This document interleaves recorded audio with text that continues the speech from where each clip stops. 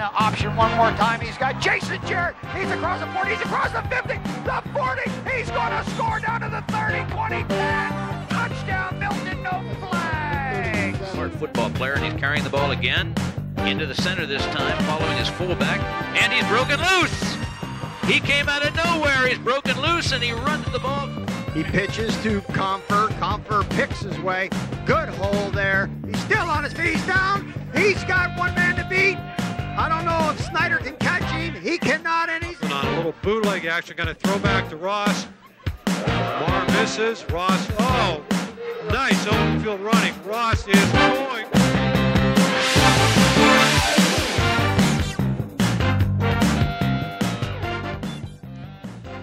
Welcome to tonight's CCN Sports Spotlight here on your community cable network. I'm Bob Hickox along with Mark Burrows, and we are here from Danville Ironmen Stadium, where the Ironmen will take on the Selinsgrove Seals in tonight's first contest of the season. Mark, should be a good game. This place is jammed. Yeah, we got a really good crowd here tonight for the first game of the year, and of course there's been a lot of hype surrounding this game. Just to give you a little bit of history, the series is 38-36 in favor of Danville with 3 ties. I didn't know that. However, in the past 2 years, Danville has failed to put a point on the board. And that they'd certainly like to turn that around. As a matter of fact, they have been outscored 83-0 in the last 2 years. So Danville has won the toss, and they will receive the ball on this sun-spanked day here in Danville. Selinsgrove is going to be receiving. Oh, Selinsgrove, so what they do, defer? No, they won the toss. The big thing going into this game, Bob, is Danville is very senior-laden. Selinsgrove is very young.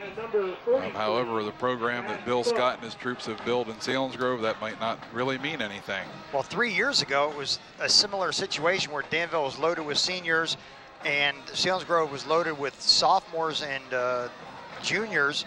And Selinsgrove came in and put a whipping on them. And certainly Danville has got that in their mind as they are fired up here, ready to get going. Mark Hummel will be kicking deep. Should be 33 Jason Laver and 43 Matt Cook back to receive. The kick drives. It's going to go into the end zone. Drives Cook all the way back, and it'll be a touchback. We got a flag. And there is a flag by the official. Offsides. Tim Shannon is the official. Who are the other officials? Your referee tonight is Tim Shannon. Your line judge is Bruce Petro. The umpire is Fran Vitero. Back judge Joseph Klabon. The linesman is Dennis Reprish. That'll be a 5-yard penalty. So that'll be 5-yard penalty, and that'll drive, you know, if I could see where the yards are, that'll drive it back to the 35, and Mark Hummel will give it another kickoff. Cook standing back somewhere near his 5. Even though the Danville Ironmen were offside there, the kid from Danville put a good leg into that. I'm not sure who that is. Who is it? Mark Hummel. Kicked that ball to the end zone. You don't see that very often in high school football. Plays a lot of soccer. So we'll try to get this season started off one more time here. The kick is a squibber. It's taken by one of the up men and dropped immediately on about the 48-yard line. I don't know if that was on purpose or not, but number 89 for Selinsgrove there did a tremendous job in getting his hands on the ball. Josh Hostetler. And he did absolutely the correct thing. Got his hands on the ball, and they kept the ball, and he went down on the ground. With tonight's starting lineup, we will give it after this play. At quarterback, Eric Deckard. He is a sophomore. Out of the eye. Handoff to Cook. He gets around the corner, and he'll be driven out on about the 40, I don't know, about 47 yards. And the starting lineup, Mark.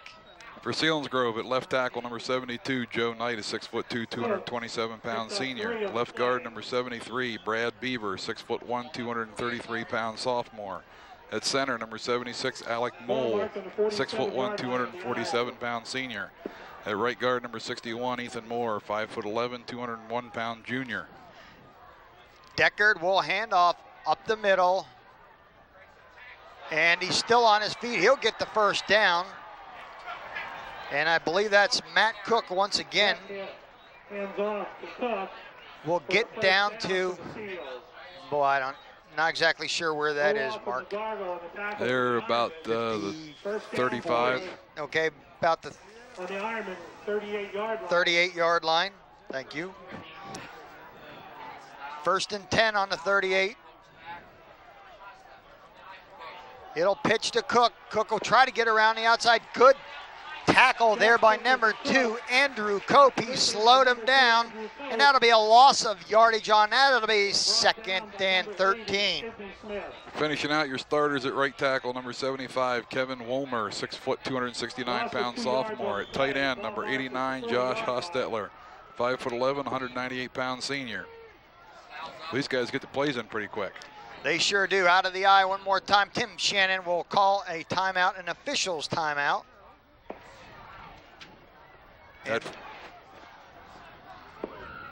See if he'll, oh, there's Tim Shannon. He'll wind it, but it was the side judge that stopped it. Right up the middle. And that will go to Coombe on the tackle. Slough brought down by number 71. Garrett Slough on the carry there. He'll get about good 5 yards on that. It'll be 4th down, or excuse me, 3rd down and about 6 out of the eye. One more time. Deckard will hand off up the middle, and it'll be short of the 1st down. Even though Selinsgrove has a very good kicker, I think you're going to find them in 4-down territory here. They're moving the ball pretty well. They've got about maybe 2.5 as Slough able to get that carry. You got Slough and Cook in the backfield. Cook is a junior. Slough is not. Big play for both squads here right off the bat for the first game of the season. Decker will hand off. Oh, and that huge will play by the Danville defense. Be turned over on downs. 11, Ryan Olaf, the Ironmen will take over 1st and 10. Taylor McGargle was in on that, as well as Sean Jeffries. And that'll turn the ball over on downs. And the Danville Ironmen will start their offensive series here with 9 minutes and 17 seconds to go here in the 1st. And of course, great anticipation here for the Danville Ironmen this year, with their bulk of their offense back, their skill people back, and Selinsgrove being very young. Out of the eye one more time, both squads. Travis Miller, the quarterback. He will send Faust in motion, handoff up the gut, and that will go to Kyle Ale, number 40. He'll get about 4 on that. And with Danville starting lineup, Mark once again. Left tackle number 60, Matt Kunfer. Left guard number 71, Steve Crum. At center, number 55, Blake Peeler. Right guard is number 63, Aaron Dietz. The right tackle is number 79, John Godonis. Tight end is Ryan Olaf, number 11. At quarterback, number 12, Travis Miller. Fullback, number 35, Steve Jeffries. The tailback is number 40, Kyle Ale. Your wideouts are number 13, Mike Faust, and number 24, Josh Paraquet. Ale just came to the sideline. Miller will go back to pass. He'll roll to his right. He's looking. He's going to fire down the field, and it's going to be intercepted. I believe it is intercepted. I think that may be number 13. Who was it? Brandon Klingler. Brandon Klingler. I need to flip my chart here. Seals will have it 1st and 10. Brandon Klingler. 47-yard line. Justin Stover. With the interception, it'll be 1st and 10, the first turnover, as Danville had not been able to garner a 1st down, but the first turnover, and it will be 1st and 10 from the 47. Handoff up the middle. Deckard hands off number 35. Brandon Wright with the tackle, Slough with the ball carry. One of the things, Bob, before I forget, that I don't think you'll see it anywhere else this entire year. Selinsgrove's defense runs a 3-5. They have 3 down linemen and 5 linebackers. So that Danville will not see that the rest of the year. That's going to be a very tough thing to block. And as far as their passing game's concerned, they have 2 other guys in the secondary. Handoff up the middle to Slough. He breaks 1 tackle, and he'll get the first down easily there. 4 first downs for the Selinsgrove Seals. Ball be spotted roughly on the 38, 37-yard line of Danville. Selinsgrove's having very good success between the tackles. That's about 4 or 5 plays there that went for 4 or more between the tackles. No passing attempts by Deckard. And he'll hand it right up the middle. What a tackle there by number 11, Ryan Olaf. As Matt Cook goes down quickly, and he'll lose a couple on that. It'll be 2nd and 11. The quick hitters are working real good for Selinsgrove, but anything that's caused them a little bit of time, your sweeps and sprint handoffs, Danville's defending them very well at this point. 2nd and 11. They have had a long yardage situation before. Out of the eye one more time. Decker hands off to Slough up the first man, and he'll be knocked down by a host of Danville tacklers right up the middle, and they'll lose another one. Into the game comes Mike Ritter, a split end. Out goes Hostetler. It appears, though, also that Selinsgrove may be setting up a little option coming up here pretty soon. Just keep that in mind, Bobby. All right, write it down. See if they sweep. No, there's a pass, and it's just a little swing pass. It's behind Troutman. Troutman, he got the ball. Decker's first pass was completed, but he swung it behind Troutman. He had to turn his whole shoulders that way to get the ball, which took some of the juice away. But it is 4th and 6, and you'll probably see a play here once again. They went for it before. I think you're going to punt it. Nope, you are going to punt it. You're right, Mark. I don't know, but they're in almost the same situation. A little too far for a field goal, a little too far for a first down. What they're hoping to do here is pin them down inside the 20. How about a fake? No, not too early. Oh, no guts. And it's going to take 1 hop and into the end zone.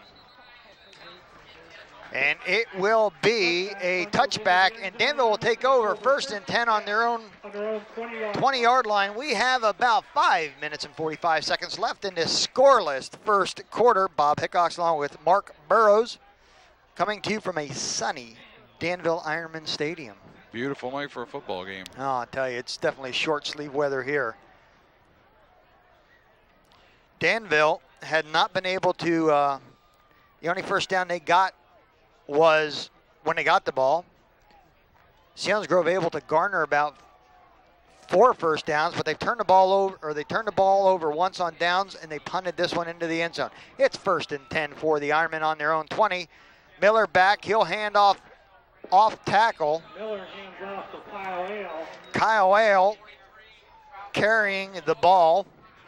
Ale brought down for no gain by number 43, Matt Cook, and number 42. Matt Cook as well, bringing that down. But you have Alec Mull, the left end, the nose tackle, David Good, and Nick Gingrich, number 44, the right end. That is the 3 down linemen that you see right there, Mark. That's just exactly what you talked about. Yeah, 4 linebackers and 4 deep backs. Actually, they're playing at 5 linebackers. Everybody cheats up. Miller will bootleg it. He's going to have to run, and he'll put his shoulder down, and he'll get a couple on that, but not much.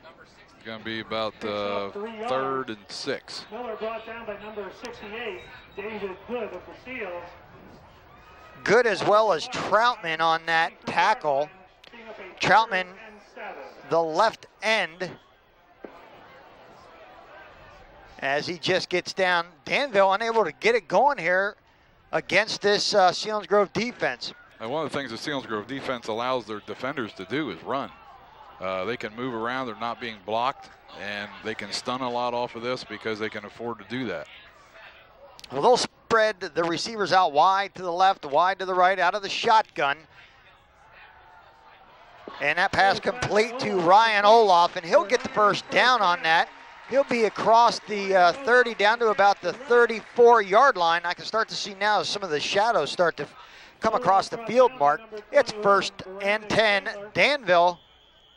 Well, it's really hard to complain about sunshine after what you see going on in the rest of the United States this week. We'll have to put up with it. Just about down to the mountain.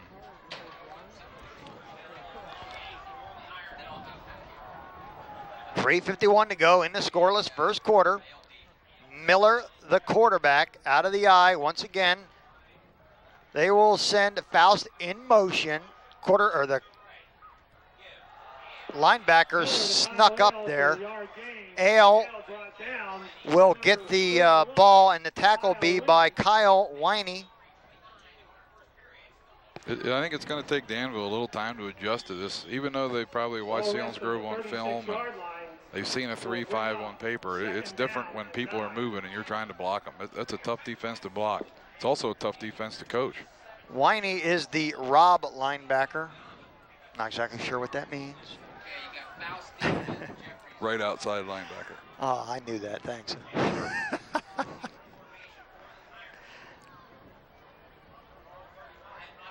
And Miller will keep the ball. He'll squirt through for a first down. No marking down. Just inside of the 40, just outside of the 45-yard line. It is 1st and 10 on the 47. It's 2 first downs for Danville. Selinsgrove elected to play the field position game, and right now, Danville's moving a football. All right, what is the SAM linebacker? That would be your strong. And the left outside linebacker, and the Mike? Middle. I'm learning something. You are the man. Faust in motion. Miller, the quarterback. He'll drop back. He'll roll to his left. He's looking. A lot of people in the backfield. He's going to heave it deep. And it is incomplete. Ball intended for Ryan Olaf down on about the 5-yard line. He threw that into triple coverage there as Miller able to heave that thing, Mark. That's an exceptional throw.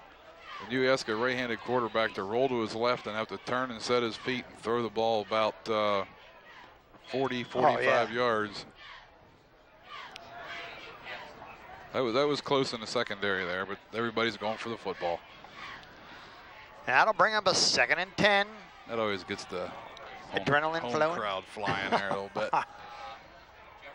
Out of the shotgun, receivers wide to the right and strong to the left. And that was kind of a goofy snap. Miller able to just get back to the line of scrimmage. It almost went by him. Danville uses the shotgun probably more than any high school that you'll see play football. And when you put the ball in the air, there's only 1/3 of the time something good can happen for you. The other 2/3, you either drop it or it's intercepted. So you get a 33% chance of something happening good to you. Oh my! Did you miss me, Bob? No, I got you. 1:37 to go here in the scoreless first.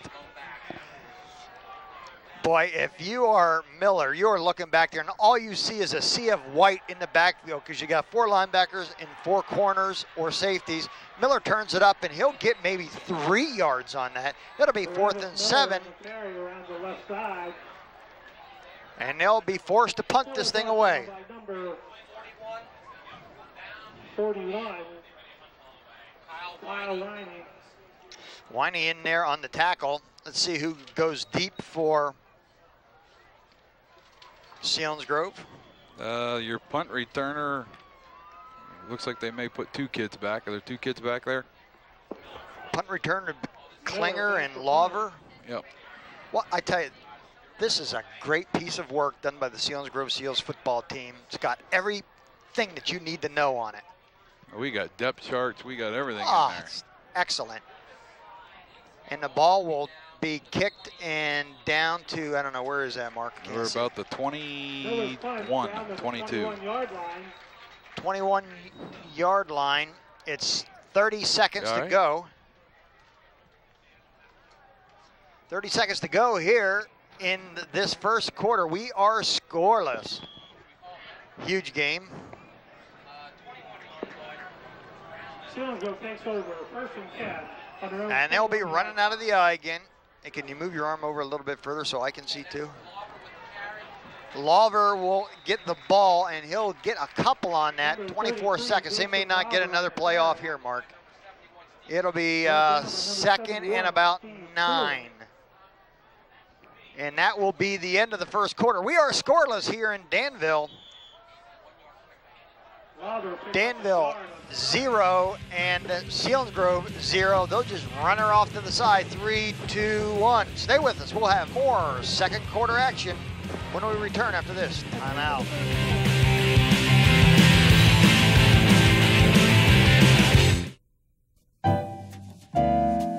This is Store Again, located in the beautiful Susquehanna Valley. It's known for its fresh seafood, steak, and Italian cuisine, and the perfect choice for banquets, parties, and receptions. Have your party here. We're at the Watson Inn. Your ideas come alive. With a full-service bar, stage, and dance floor, your guests will be treated to a banquet like no other. Stayover accommodations for your guests are available, and they can relax in the Red Oak Bar and Lounge. Fun dining at its finest, serving more than just a meal. Has your furniture seen better days? Don't face another season without a fresh new look for your home from Gimberling's Furniture. See our expansive showrooms for your next dining room, living room, bedroom, or other addition to your home. We also have accent pieces and accessories to complete your room. Be comfortable indoors this season. Find what you're looking for at Gimberling's Furniture, Route 405, just east of Lewisburg. Turbottville National Bank, your full-featured source for financial services. We provide complete loan services when you need additional finances. A wide variety of savings plans to meet all your financial goals. The benefits of the Winter 50 checking account. The power of PC and telebanking. Now you can manage your money from home with your personal computer or telephone. Plus the convenience of a drive-up ATM and night deposit box. Visit our website at ttnb.com. Your hometown bank for over 88 years. Turbottville National Bank, member FDIC.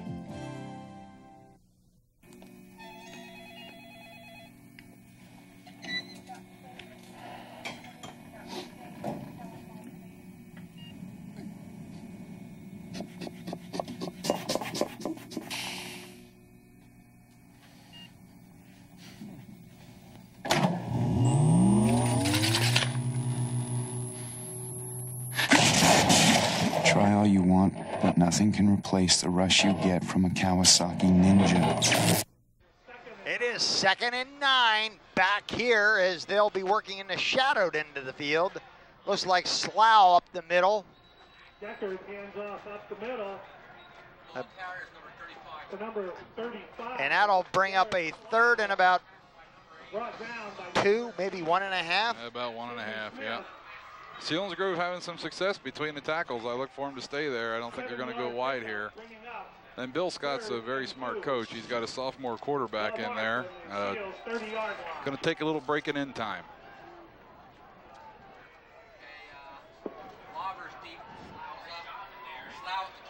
Slough's the carrier. He'll get the first down there. And Olaf with the tackle on it. brought down by number 11, Ryan Olaf. And there you get a good look at Slough.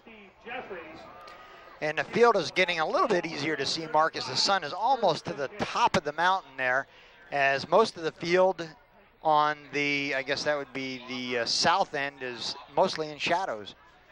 It's 1st and 10.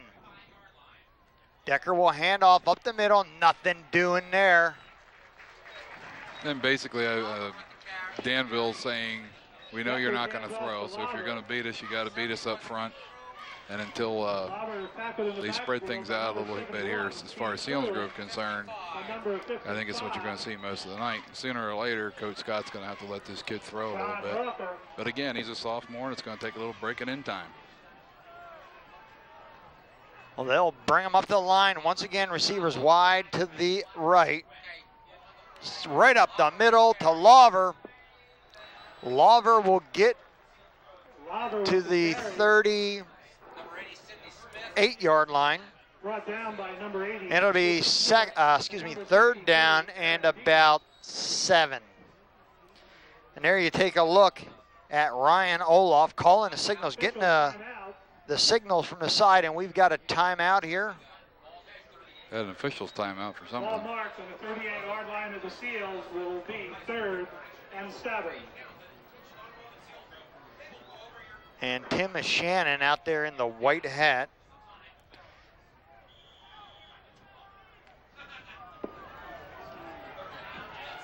They almost have to throw. The last time they were in this situation, they let him throw a controlled pass, and pretty safe. We'll see what they do here. He'll roll, and he'll get sacked.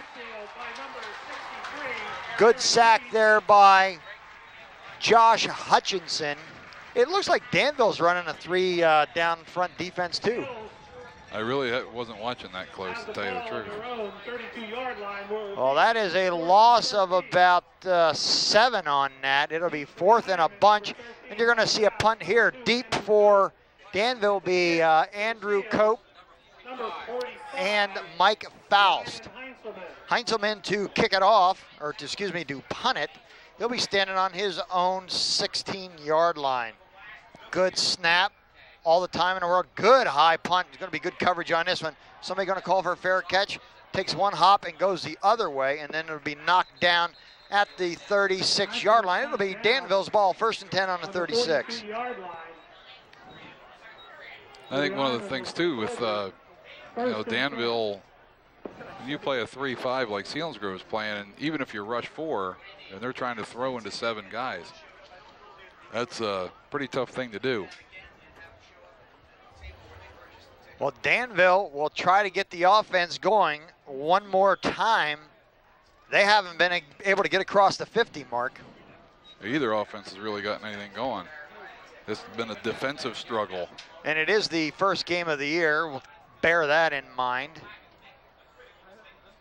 Miller, Faust in motion, handed off right up the middle to Jeffries. And he'll get a couple on that. It'll be 2nd and about 7. And I think the other thing too, Bob, is I don't think anybody wants to make a mistake right now. Danville made it, if you want to call it a mistake, it was a good defensive play, but they gave up the interception and their defense held. I think really both teams at this point are pretty content with what's going on. Go to the table where you purchased the ticket. Ball resting just over the 40-yard line. Receiver split, wide to the right and 2 to the right, 1 wide to the left. It's a sweep at the fumble! Nate Gingrich on the strip, but Miller able to get the ball back. I think I can take my sunglasses off now. Pretty close. As I was saying about critical mistakes, that was almost pretty critical. That was almost that was almost, you needed life support for that mistake. Bringing up a 3rd. Taylor McGargle brings the play in. It'll be 3rd and a bunch, 15. They've got to get all the way to almost the midfield stripe to the 48-yard line.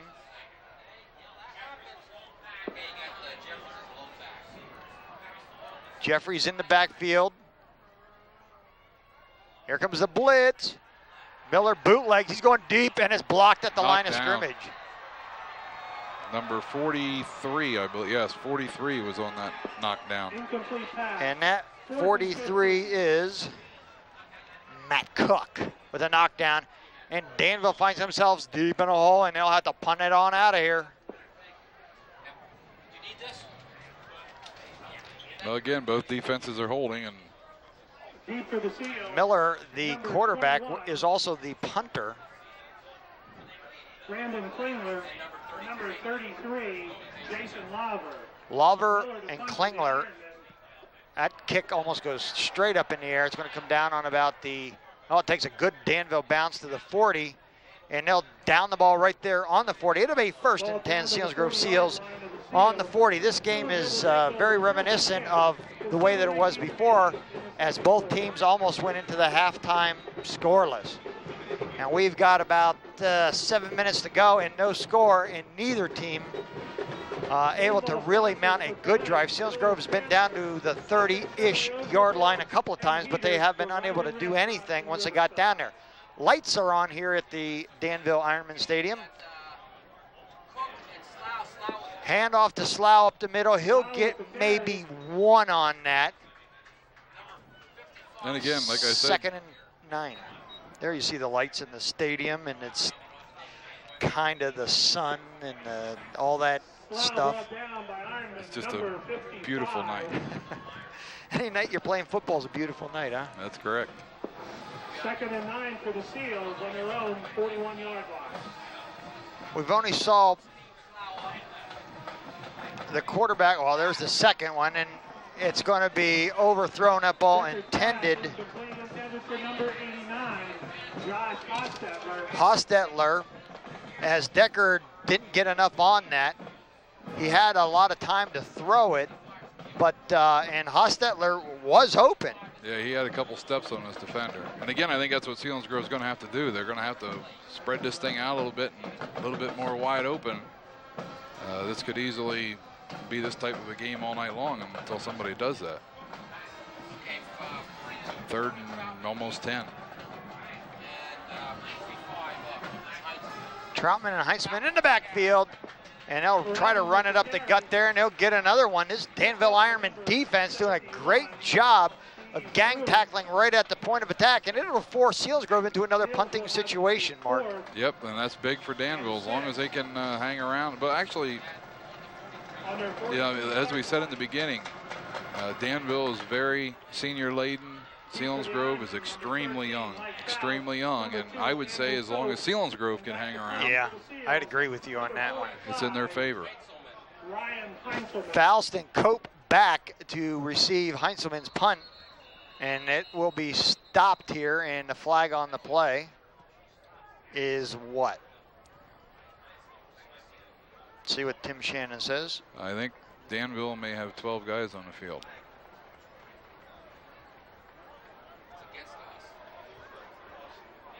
Illegal participation. Illegal substitution. Too many men on the field. You're right, Mark. That's illegal precipitation. Yep, that changes things here. It's they're punting it out of here. It's 4th and 2, but you got to punt it out of here. Tim Shannon winds the clock here. 5:58. Heinzelman will be punting from his own 34. It's a fake. And he's got a lot of room. Matt Cook is going, 40, down to the 30. Change the situation. They got to punt it out of there. There's your first big play of the year. But again, Danville's still in control of this game with their defense. I wouldn't panic just yet. Selinsgrove does have a very good place kicker. Now, right there was the perfect time for the Ironmen to call a timeout and say, wait a minute here. Let's think about this. They got Slough as well as Troutman in the backfield, and it goes to Slough, the first back through. He'll get a couple on that. We'll give him about 4. It'll be 2nd and 6. Put the ball now down inside the 30, down to the 25-yard line, just on the other side of the 25-yard line. And that's what Selinsgrove has to do. Selinsgrove offense at this point is not conducive to 3rd and long and 2nd and long, so 2nd and 5 suits this offense really well. They'll send receivers wide to the left and right, but I doubt it goes anywhere but up the middle. Oh, it's a pass. Deckard, and he overthrows number 81. All right, Mike Ritter. Ritter had a step and was open in the end zone, but Deckard has not been on target.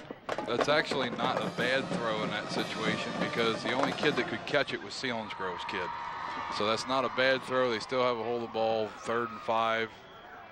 I'm not sure about this kicker. I know he can kick. Well, in the past, they've had some serious kickers. Well, I'm going to stop prognosticating because everything I've called has been wrong. And it's Deckard to pass one more time. He'll roll across his body as he hits Ryan Heinzelman down inside the 10, down to the 5. Excellent throw. That was very good ball handling. Good fakes carried out by all the backs. and he couldn't have thrown that ball any better. Deckard rolls to his left and then throws across his body. And it's 1st and goal. Selinsgrove Seals, as they are close to drawing some blood here. 4:46 to go in the half, and we are scoreless so far. Deckard will hand it off up the middle to Slough. Slough drive. He's close. Touchdown! Garrett Slough puts the first points on the board. It is Selinsgrove 6, Danville nothing. And that play set up by the penalty on the punt, the fake punt, the first down, and then a big pass. If that all comes back to 4th down and 8 with the ball on the other side of the 50, and Danville had the costly penalty for too many men on the field, and it changed the complexion of this game in a hurry. Heinzelman will go for the point after. Drzwicki, the holder. Kick is up, and it is good. It is Selinsgrove 7, Danville nothing. Stay with us. We'll have more first half action after this timeout.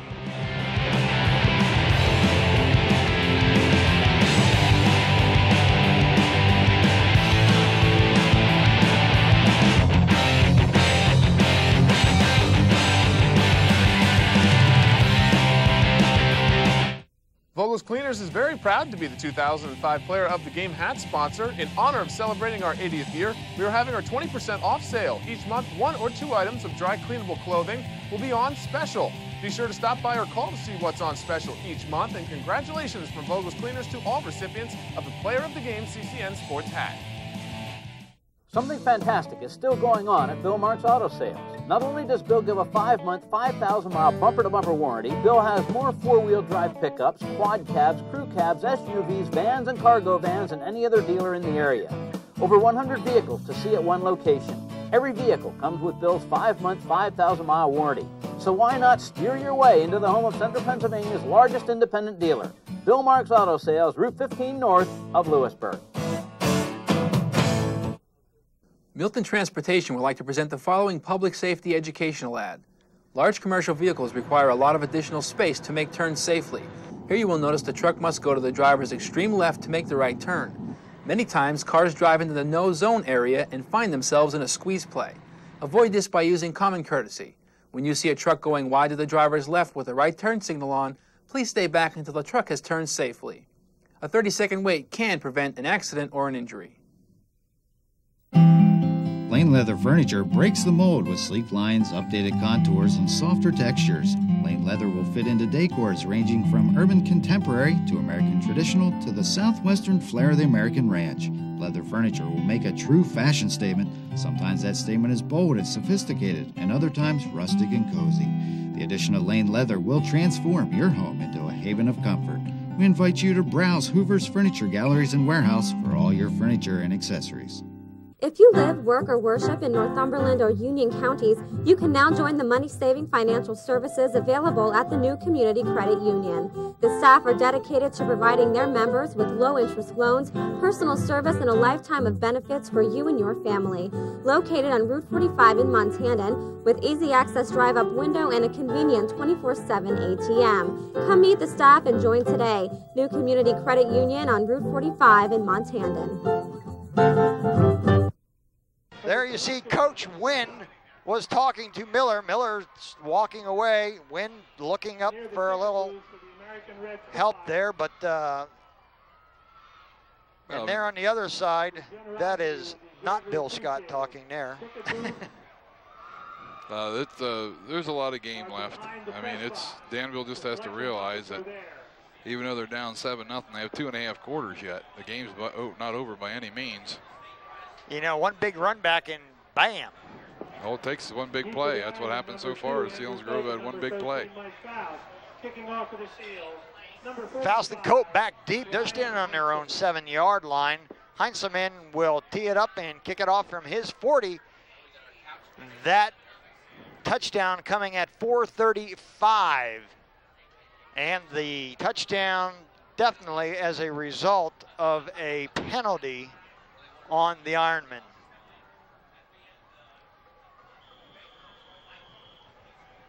Well, we'll see if the Danville kids keep their heads up or put them down. We're going to know here real quick what's going to happen the rest of this night, I believe, Bob. Selinsgrove all bunched in there on the kickoff instead of spreading them out. Heinzman will go deep. That baby is going to come to Faust, and he'll be knocked down right at the 21-yard line. It'll be 1st and 10 at the 21-yard line. Danville has 4 minutes and 30 seconds left. Have all their timeouts. There's Coach Bill Scott roaming the sidelines, a fixture for about, I don't know, 34 years in Selinsgrove. He's been there a long time. He's been there as long as you've been alive. Not quite.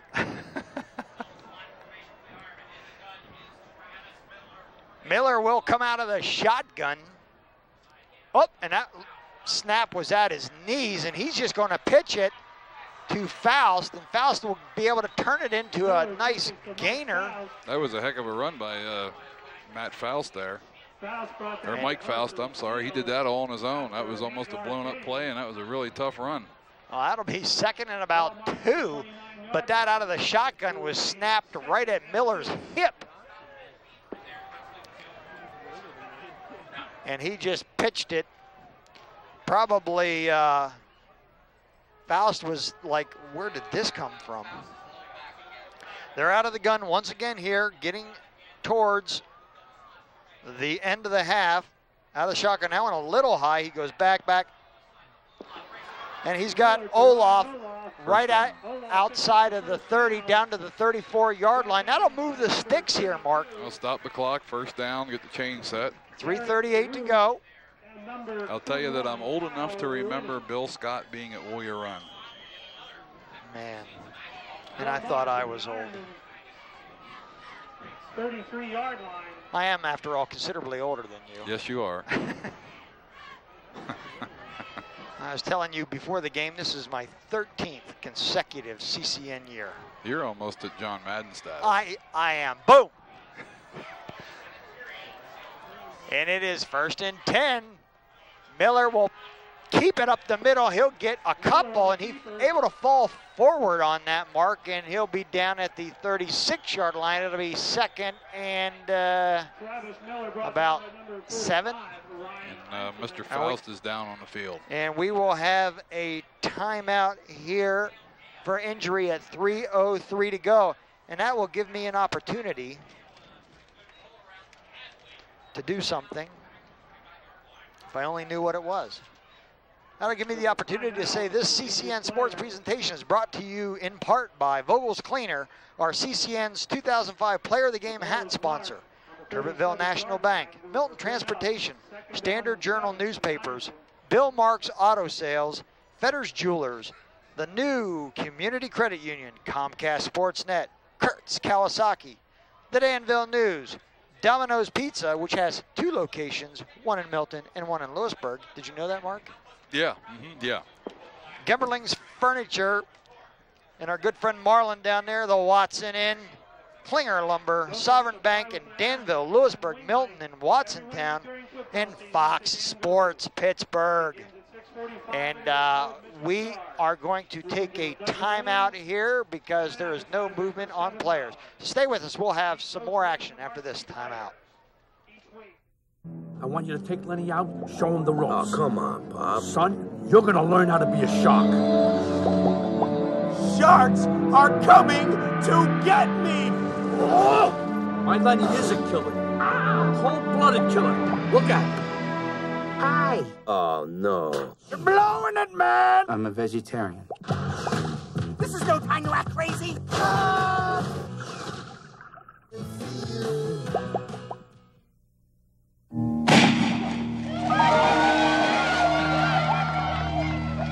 You wouldn't think Allie Schneider helped her swimming team much this year.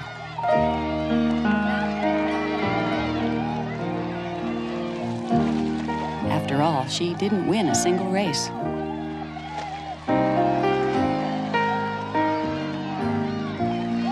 She didn't break any records. and her relay team finished dead last in every meet.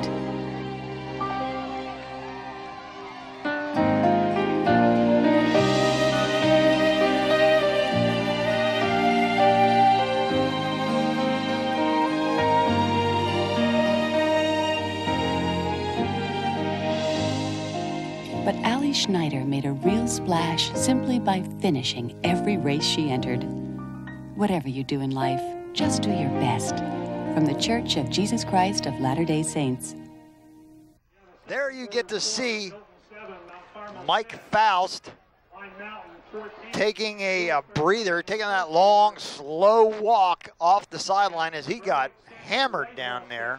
Yeah, that's a welcome sight for Ironman fans to see him walk off the field on his own power. He'll be back in there. Well, I tell you, I've been drug off the field a couple of times. I didn't care for that very much. Well, you know, Bob.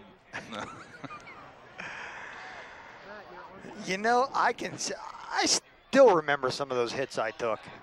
That is just brutal. It is a second and about a long 7.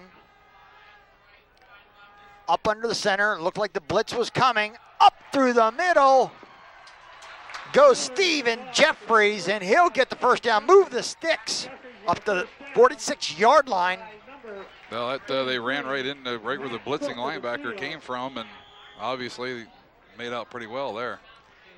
I want to say thanks to Aston and Matt, our camera people, and our director, Chris O'Rourke in the truck, for bringing you this game tonight.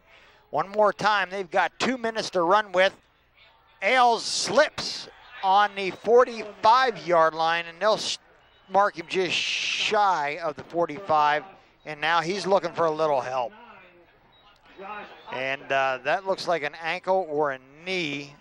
They can't afford to lose him. They've already had Matt Faust standing on the sideline taking a drink, and there you get to see Kyle Ale. I think Danville took one of their first timeouts. I'll have 2 left, but if I remember right, last year he had some problems with a knee or something. 3:04 remaining in the second quarter. I tell you, so Danville, Kyle Ale able to get up. Danville has suffered just a couple injuries, probably just had the wind knocked out of him, and that really is uncomfortable.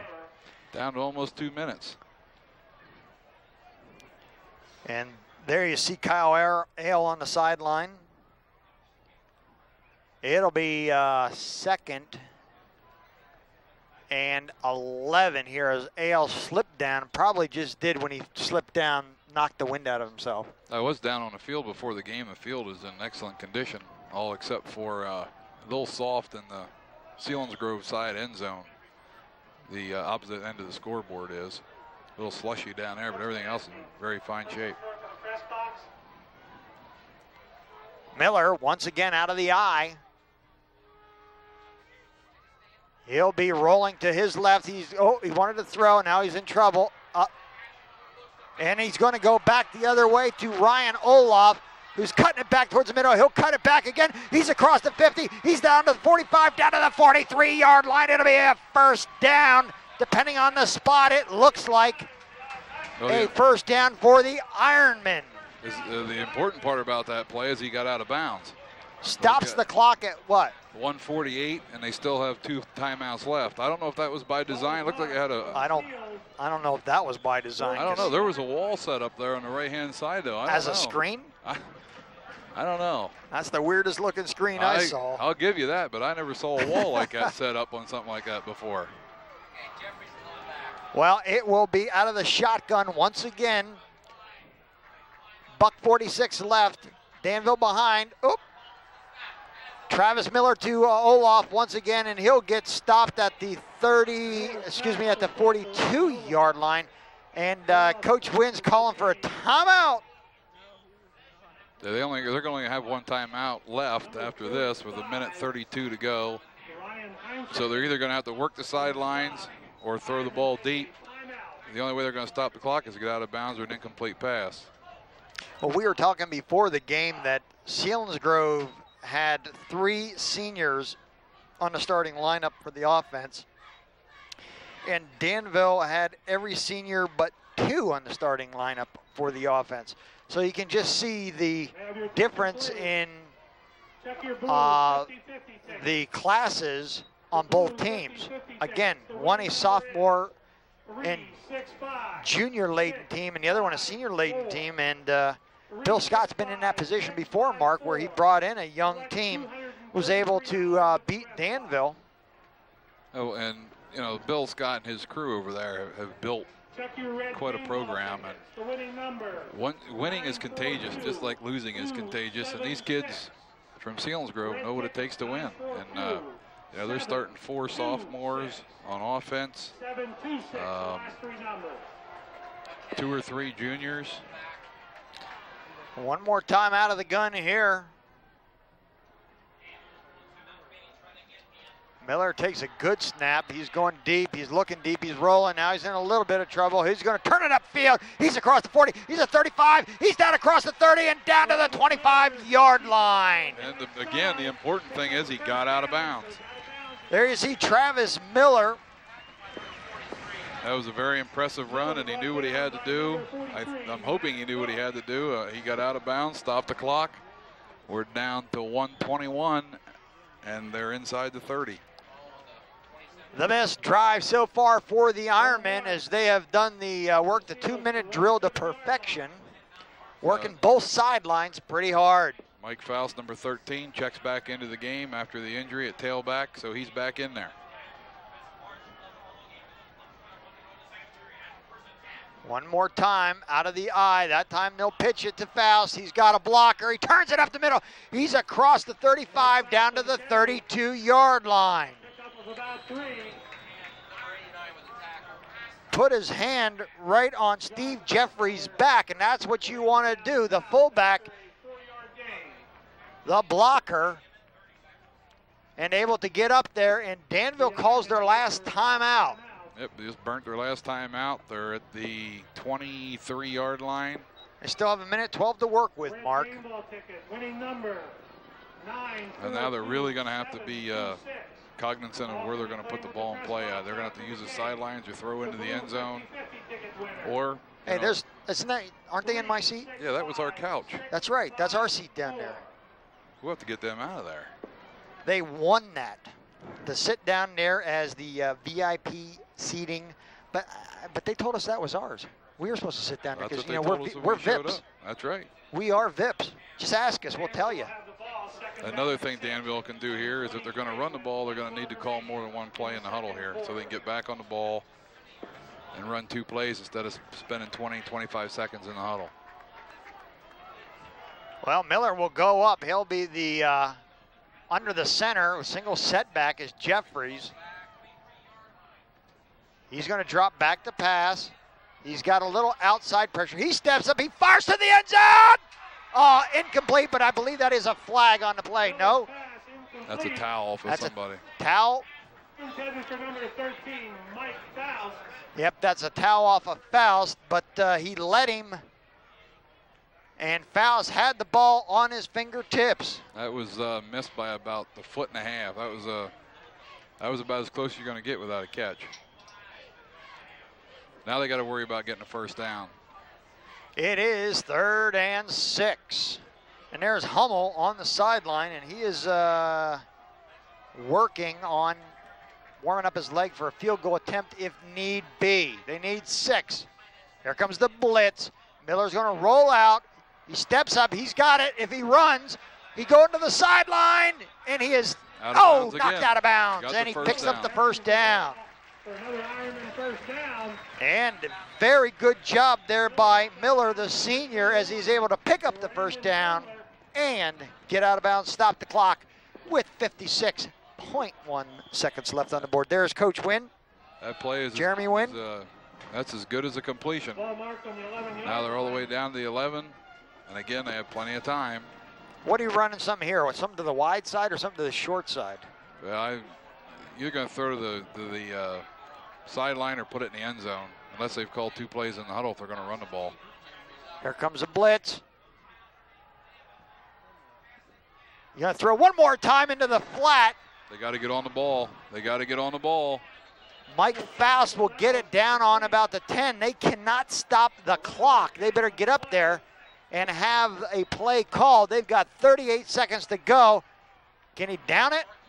Yeah, he can down it. They got second down. He can throw this in the ground, stop the clock. He's got 30 seconds, and he'll do that. Right at 30.1 seconds. Third down, though. Ball is spiked with 30 seconds to go in the half. So you got one into the end zone, and you either make it complete or you make it incomplete. You got to throw the ball in the end zone here. Unless you're a gambling man, you want to run the ball and hope you score. Ball right on the 10-yard line. I'm thinking no, and Selinsgrove will call a timeout. The problem is they cannot. Well, there goes Coach Scott. He's thinking about it. He sends his defensive coordinator out there to talk to his troops. They can still get a first down without scoring, but their enemy right now is the clock. Well, I don't think so. They have to get inside the 2 for a first down. No, they dropped that other chain down there. I believe they got to go. It should be about 3rd and 8. Because they started about the 11 or 12, I think, Bob. There's the picnic area out there of Danville Ironmen. Look at how many people are sitting out there. Beautiful. Big crowd here. Big crowd tonight. I believe they can get a first down. Well, I think the official's sending him down there to pick up the stick again. And he's got to put that up in the air. They run the ball over there. The quarterback, whoever's got to see where the stick is. Well, it's got to be right close to the goal line. Well, Miller will go from the shotgun here. He'll take the ball. He'll roll to his right. He'll roll. He's got to get rid of it. Touchdown. He caught that. That is Mike one Faust. heck of a grab. That's a Mike heck of a catch. Faust with a touchdown. Climbs the ladder and gets that one. Give it to Travis Miller, who rolled to his right, picked Faust out, and threw it up top for the touchdown. And we are within one with a whopping 23.1 seconds to go. And Hummel will try to tie this game up with a point after. I want to see that one again. Yeah, okay. Snap is down, the kick is up, and it looks no good. It's wide to the right. Wide right. That could hurt. Well, that's not as bad as what it looks. I mean, Danville took the ball down and scored a touchdown. Either way, if it's 7-6 or 7-7, I mean, that score's not going to hold up. Well, that'll bring the Selinsgrove Seals out once again. If they can get a return, they got 23 seconds to go. We know that Decker can throw. I look for them to be very conservative. A little squib kick here. Little squib kick, and I think Selinsgrove will be conservative also and go in at halftime with a 7-6 win. Or, I'm sorry, excuse me, 7-6 lead, and both teams will head into the locker room. So they got the hands guys up front. That was one whale of a catch. That was a heck of a catch, wasn't it? And we are at 6 for the Ironmen and 7 for the Seals. Watch for Hummel to put it up there. The snap was a little high on that, and there's a good surge by the defense. I don't know if that threw the Danville kicker off, but the first attempt of the year goes for naught. That's a very, very huge drive. That goes unsaid for Danville to come back after answer a Selinsgrove score and put points on the board. First time in 2 years that they put points on the board, and they ought to feel pretty good about themselves at this point. Yeah, that's a good point, Mark.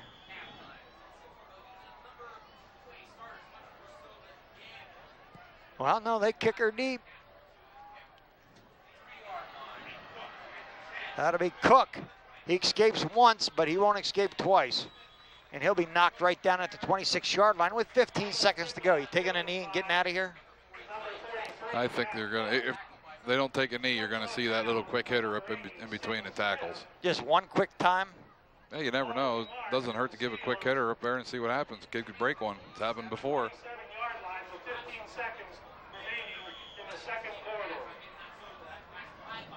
One more time here, Danville will try to defend. See, they've got 3 down linemen, and it's just taking a knee and getting out of here. And that'll end the first half with the Selinsgrove Seals 7 and the Danville Ironmen 6. Stay with us. We'll have second half action when we return after this timeout.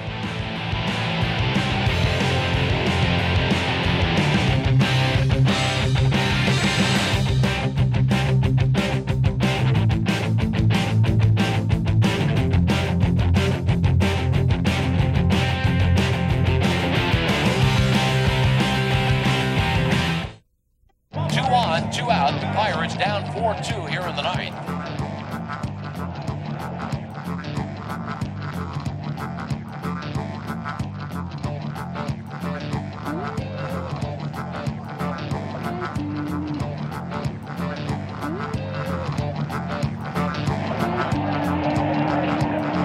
There's a hit, and the Pirates are back in business. A well-hit ball, and now the Pirates are threatening with... For 115 years, Standard Journal has been providing local news and sports coverage throughout the Valley. Did the school district raise taxes? Who was crowned homecoming queen? From the late-breaking local news to the heartwarming story about your neighbor, you can read about it in Standard Journal. Our sports department features the most consistent coverage of local sports. High school, college, Little League, if it's local, we cover it. Sports fans, be sure to read the latest take on local sports in Chris Brady's weekly column. Call today to subscribe to the Standard Journal, the voice of your hometown. Are you ready for that new kitchen? Sit down with our experienced kitchen and bath designer, Melinda Knoll. Here at the Klinger Lumber Idea Center, you can create an atmosphere that functions for you and your lifestyle while still within your budget. With a great selection of cabinetry by Renegers, Legacy, and Aristocraft, your room can be designed by one person from start to finish. Whether remodeling your den, office, library, or even a university. For over 150 years, it's Klinger Lumber, setting a new standard for quality, earning customers one at a time. Welcome back to Danville Ironman Stadium. I'm Bob Hickox along with Mark Burrows. And Danville has found themselves behind by 1 point, but they have been able to put points on the board for the first time in a couple of years against the Selinsgrove Seals. And there you get a good look at the crowd here, and that is on the, I'm going to say that's the north end zone. The tailgating area. That would be the tailgating and picnic area. Danville squad on the field as well as the Selinsgrove squad. And we do have some halftime stats. Mark, take it away. Halftime stats are courtesy of Big Country, 1240 AM, and Chris Schmauder. The score, as Bob indicated, is 7-6 Selinsgrove. First downs are even at 5. Danville has rushed the ball 16 times for 68 yards. Selinsgrove 22 times for 75 yards. Wow. Danville is 6 for 11. Actually, Travis Miller is 6 for 11. 37 yards throwing the ball with 1 interception. Danville has 105 total yards. For Selinsgrove, Eric Deckard is 2 for 4 with 24 yards, and Selinsgrove has 99 total yards, so we're pretty even there. Danville has 2 penalties for 10 yards, one of them being extremely costly on that 4th down and 8. Yes. That allowed Selinsgrove to have the fake punt and put their points on the board. Selinsgrove has not been penalized, nor do they have a turnover. Danville has 1 turnover. As far as individual statistics for Danville, Travis Miller has 8 rushes for 39 yards. Kyle Ale is 4 rushes for 4 yards. Mike Faust is 2 rushes for 13 yards, and Mr. Jeffries is 2 rushes for 12. Selinsgrove, give me 1 second here. Selinsgrove. You got some stats, don't you? Let me find him here. Garrett Slough has 10 rushes for 50 yards and a touchdown. Matt Cook is 5 for 28. Jason Lawver has 3 rushes for 5 yards. Troutman is 2 rushes and no yards, and Deckard has 2 rushes for -8. As far as receiving, Olaf for Danville has 4 catches for 27 yards, and Faust 2 catches for 12 and 1 touchdown. For Selinsgrove, Troutman has 1 catch for 6 yards, and Heinzelman has the other for 18.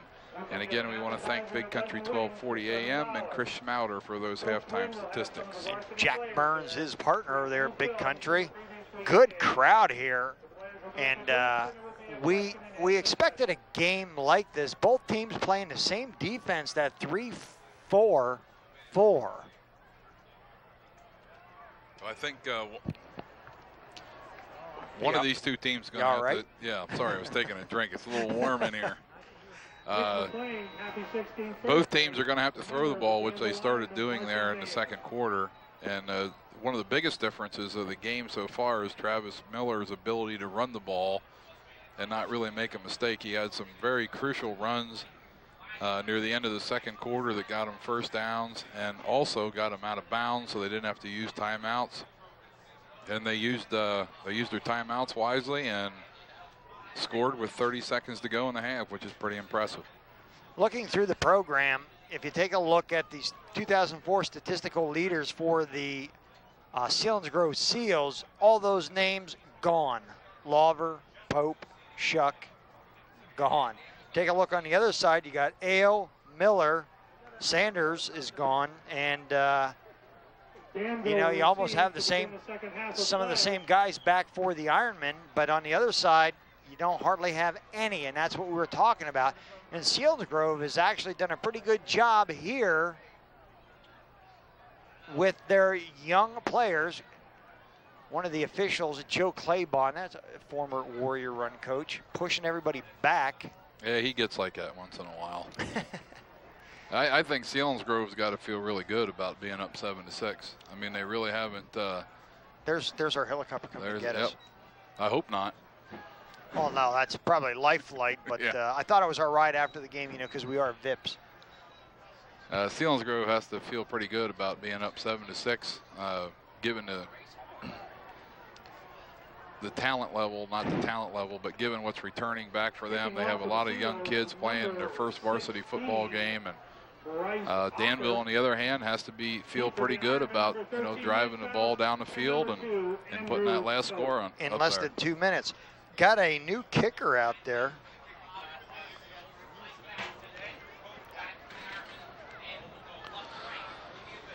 And I'm not sure who that kicker was. Looks like number 35. No. Nope, he was calling the huddle. 15. Just put that anywhere.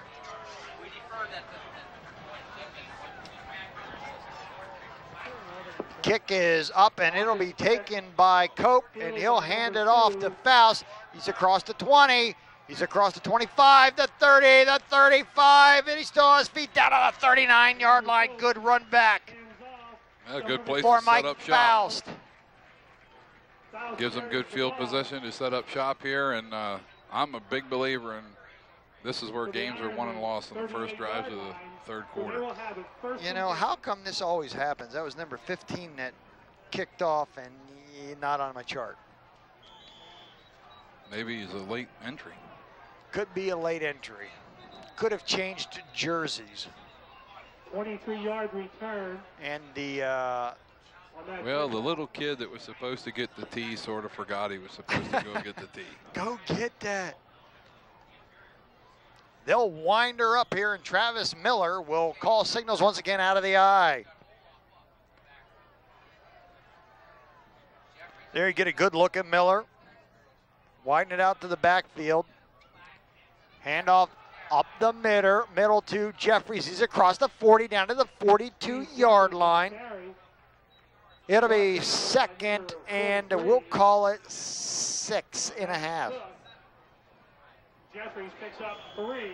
And again, I don't want to beat a dead horse, but Danville takes this ball down and scores. It's going to completely change the complexion of the game, because I'm not sure Selinsgrove at this time of the year, now don't ask me that in November, but this time of the year, their offense is not conducive to being behind. There you get to see the 3 and down defensive lineman, and oh man, Miller got whacked, but it's a great catch there by, looks like Sidney Smith. He threaded the needle on that one. Miller got whacked at the very end of that play, but it's a first down, a huge pass play for those Danville Ironmen. They'll wind the clock here, and Miller will call the signals. Out comes Sidney Smith. Big pass play there by Travis Miller. Last year, Miller was 90 for 199, threw 9 interceptions for a mere 1,100 yards, picking up where he left off last year. Miller will hand it off up the middle to Jeffries. Jeffries may get a couple on that. Boy, that air feels good coming in that window. No, my window doesn't open, so. I was going to throw you out. Oh, thanks, appreciate that. It is 2nd and 8.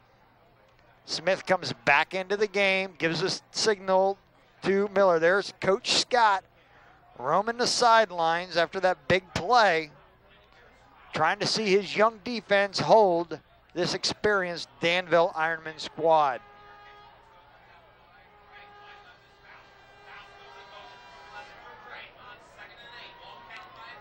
Miller will drop back. He's got a rush. He's just going to get rid of it, and it'll be incomplete.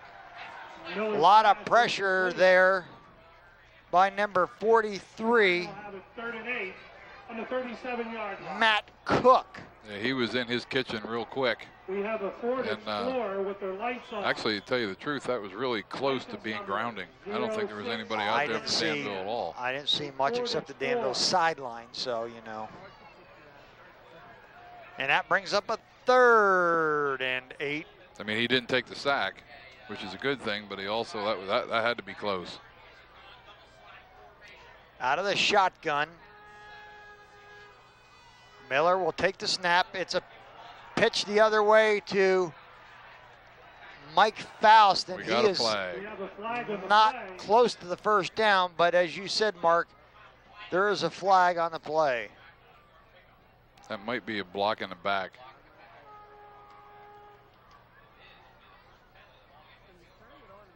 Yeah, illegal block. Well, that'll take him back. That's from the spot. And the spot was on the 42-yard line. They'll end up with about 3rd and a lot. 3rd and 22, I think, somewhere in there.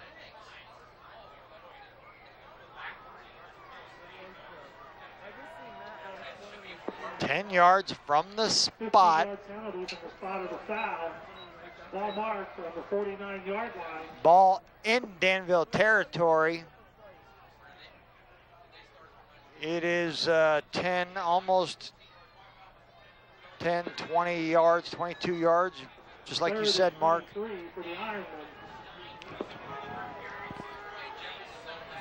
Man, that penalty really hurts. Out of the shotgun, Miller will roll right, and he'll step up, and he'll be sacked. Miller brought down in the backfield. He'll be sacked by number 41, Winey. 41, and it will be a punting situation. Yeah, they got 4th, and I think Geisinger.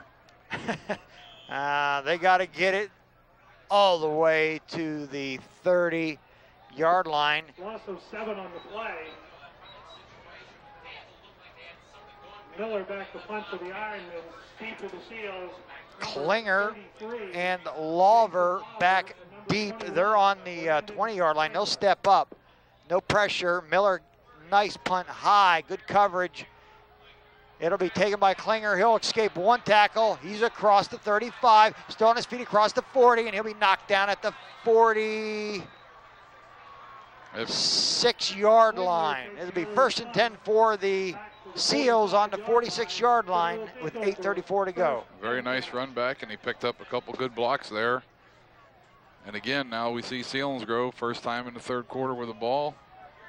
See what happens.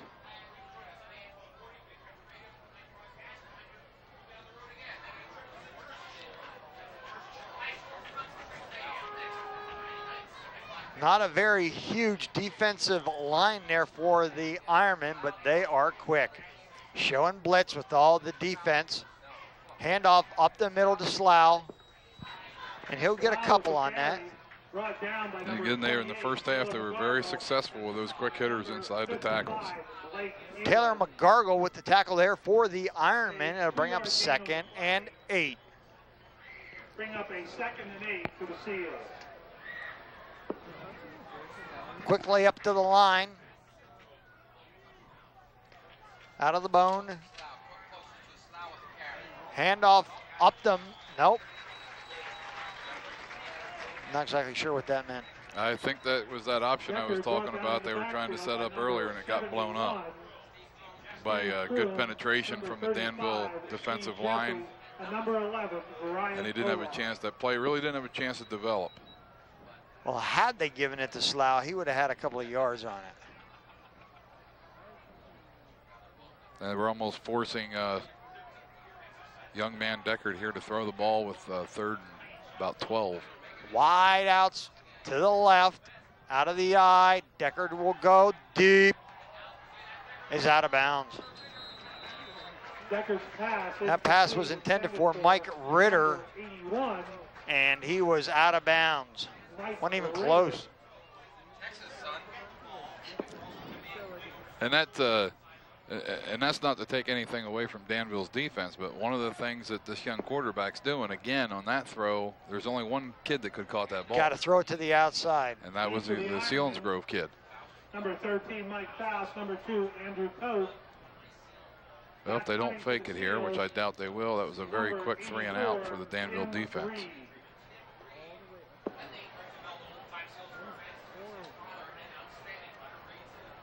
Oh, that kick goes off the side of the foot, takes one hit on the 32, and they'll let it roll down inside the, stays in bounds down to the 20. Very generous bounce on that one. All Mike Faust could do was just watch it roll. Both defenses here tonight have made big enough plays to put each other's offense in second and third and long, and neither one of them can really recover from that. Even though Danville had a big play in the last series, however, a 20-yard penalty, it seems like, pretty much took him out of that. Couldn't get it going.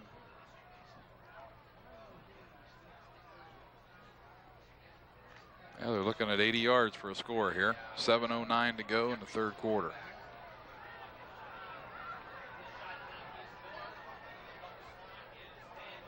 Out of the shotgun once again. Miller steps up, and he's going to be sacked. He gets away from one, but he won't get away from two, and there's going to be a penalty on the play on the far side, Mark. Boy, they are really, those Selinsgrove linebackers are really coming hard now. See what the call here is from Tim Shannon.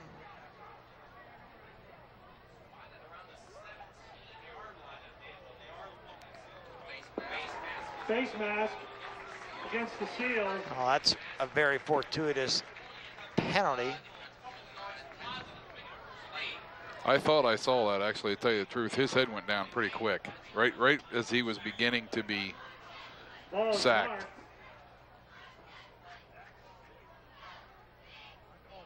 Well, that'll bring up a 1st and 10 on the 22-yard line.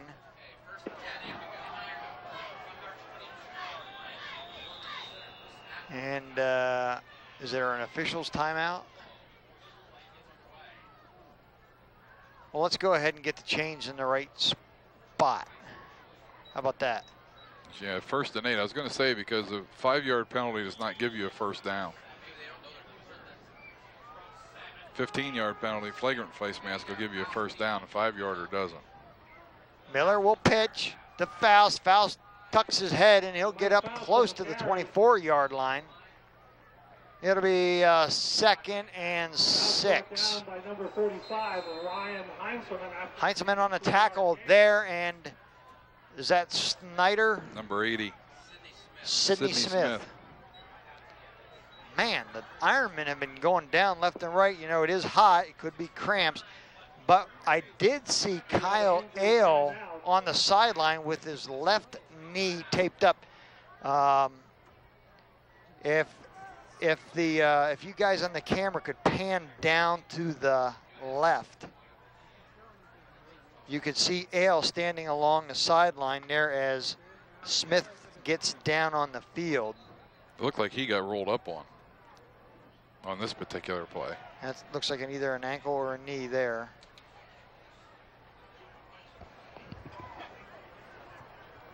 Well, that'll give us an opportunity to say that this CCN sports presentation is brought to you by, in part, by Vogel's Cleaners, sponsor of the CCN's 2005 Player of the Game hat, Tuberville National Bank, Milton Transportation, Standard Journal Newspapers, Bill Marks Auto Sales, Feder Jewelers, the new Community Credit Union, Comcast Sportsnet, Kurtz Kawasaki, the Danville News, Domino's Pizzas, 2 locations, one in Milton and where's the other one?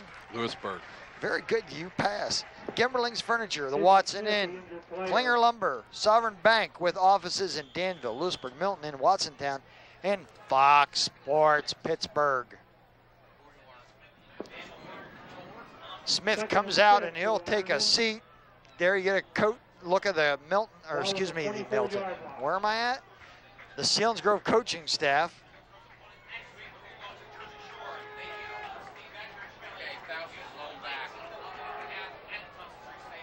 Single setback, Miller will be tagged with a delay of game penalty more than likely. Delay of game against the Ironmen. 5-yard penalty. How can that happen? Second down You just had an injury timeout. Don't you think you could call play? What am I missing? Am I missing something, Mark? No. I'll stay away.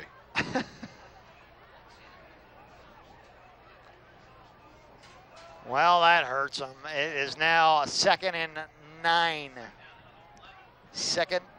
11. Jeffries in motion. Roll, pitch, whoa, whoa. Faust got eaten up. Those linebackers are really coming. They're coming hard, and they're all very, very quick. Faust got his lunch ate. I'm not all sure the way who back that was. To the 12. Yikes. About another step, he'd intercepted that pitch. That's how quick he was back there. I tell you, that was close. You are right, Mark. That was close. Now they're all the way back to the 12, so it's only 3rd and 18. This is the second situation almost in a row. There you get a good look at Smith getting his ankle taped. One of the things Danville does not want to do down here is make a mistake. Be satisfied to get out of here with a punt and not make a big mistake this deep in your own territory. Yeah, you got to try to be careful right here. It's going to be a pass. Miller is going to throw. Oh, that's close. I don't know. That's close, Mark. Hometown crowd wanted a penalty there. I think the hometown crowd deserved the penalty there. I'm not trying to be too critical on an official, but we had a great shot at that, and that was close. That's about as close you're ever going to get without getting a hanky, I'll tell you that. All right, well, that'll put Miller into a punting situation and should give, barring any unforeseen circumstances, give Selinsgrove great field position as Cook and Lawver are back, or not Cook and Lawver, but Lawver and Klinger. The number 21 there for Selinsgrove had a very nice return the last time. He looks a little slick back there. Uh-oh, and it's off the side of the foot, and it takes a wrong bounce onto the 20-yard line. So that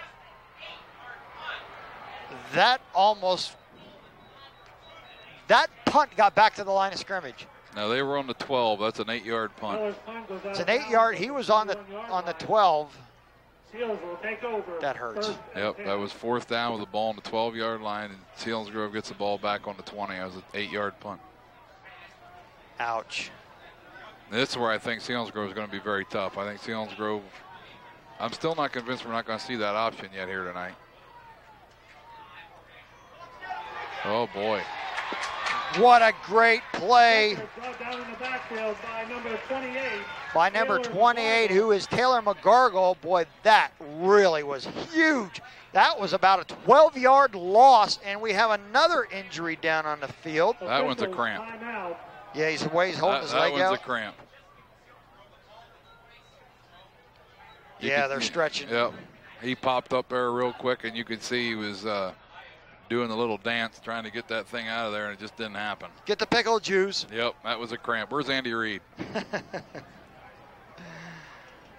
Well, they're going to try to stretch him out, but a huge play for the Danville Ironmen defense as Selinsgrove, Mark, was right on the 21-yard line, and all they had to do was just take her in. Yep, I'm surprised they were going to come out throwing. I think that was the element of surprise there, but they've been having, again, I said a good success with the Slough kid going up in between the tackles, and now that puts them second down and 21. They lost 11 yards on that play. Certainly would like to thank Batman Gertie, our cameraman on the field. That's right. And Aston White on the top. And Chris O'Rourke in the truck. Yeah, I don't think there's any better director in the United States than Chris O'Rourke. What do you think? I agree with that.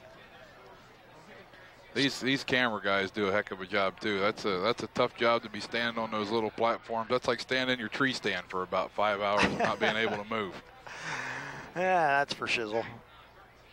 I like to see him when it gets late October, November with the wind blowing, snowing. I've done football games like that. Well, we are down to 4 minutes and 20 seconds left in the third quarter. We also have a 1-point lead by the Selinsgrove Seals. It has been very much a defensive struggle. Hey, there we are. Where am I going? There I am. Hey, thank you. Here's Mark. There we are, up here in this beautiful new press box at Danville Ironmen Stadium, which is has all the nice amenities of home up here. Other than it's a little warm in here tonight, but we won't complain. No, and certainly thank you for showing us, because we did have our ties on and everything. We're looking all professional up here. And McGargle's still down on the field with that He was hurting. I mean, you could tell he was hurting. He popped up there, and that thing really tightened up on him in a hurry. And I don't know if any of you out there listening have never had a cramp, but that's not a pleasant thing to have. You ever get one of those in your toe, like in the middle of the night? That hurts. And that's not easy to recover from either. Well, Danville has had injured players and cramped players all night long. I don't think we've seen anything really for the Seals. Hey, but they're going to be back once again here. Cook and Slough in the backfield. There's the handoff up the middle to Slough, and oh, what a great tackle there by number 14, Brandon Wright. He's the Brandon just came in there to take the place of the injured Danville Ironman player and comes up with a huge play right off the bench. Two great defensive plays right in a row, Mark, have stymied Eric Deckard. So we haven't seen a screen yet tonight. Well, we think that we didn't see a screen tonight. Are you going to see one here? Pitch. Pitch to Troutman, and he's not going anywhere, not even close to the line of scrimmage. Now, you're punting it here. I think you punt it. And try to pin him down there? Yep. Worst you can give up is 11 yards. Deckard comes 12. back out.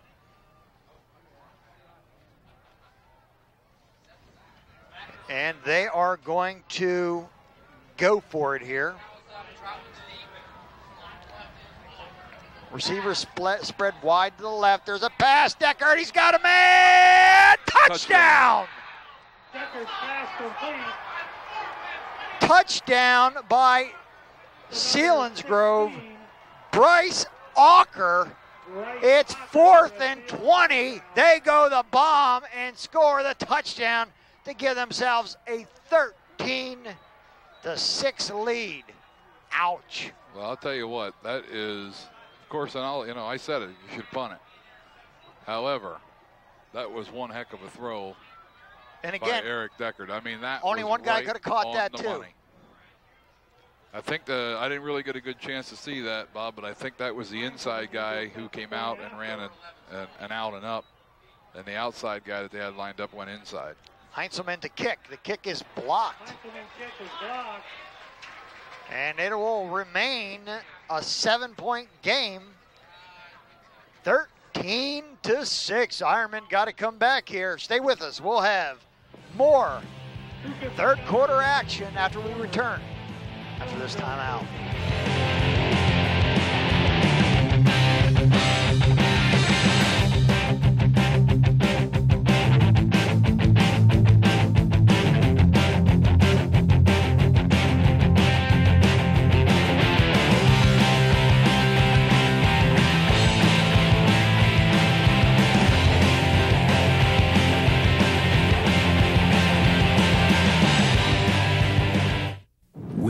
this year's Academy Award for Best Picture. Now, what is the rule? Protect myself at all times. Good. Winner of this year's Academy Award for Best Director. I got nobody but you, Frankie. Well, you've got me. Academy Award winners Clint Eastwood, Hilary Swank, and Morgan Freeman. $1 Million Baby.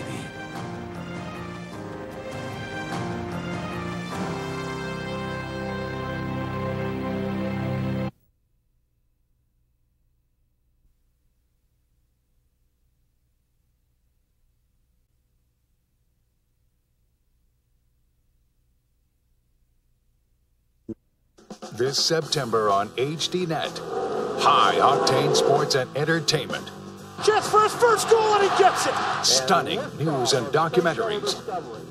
The best original programming. And exclusives you won't find anywhere else. This is HDNet. Television like you've never seen before.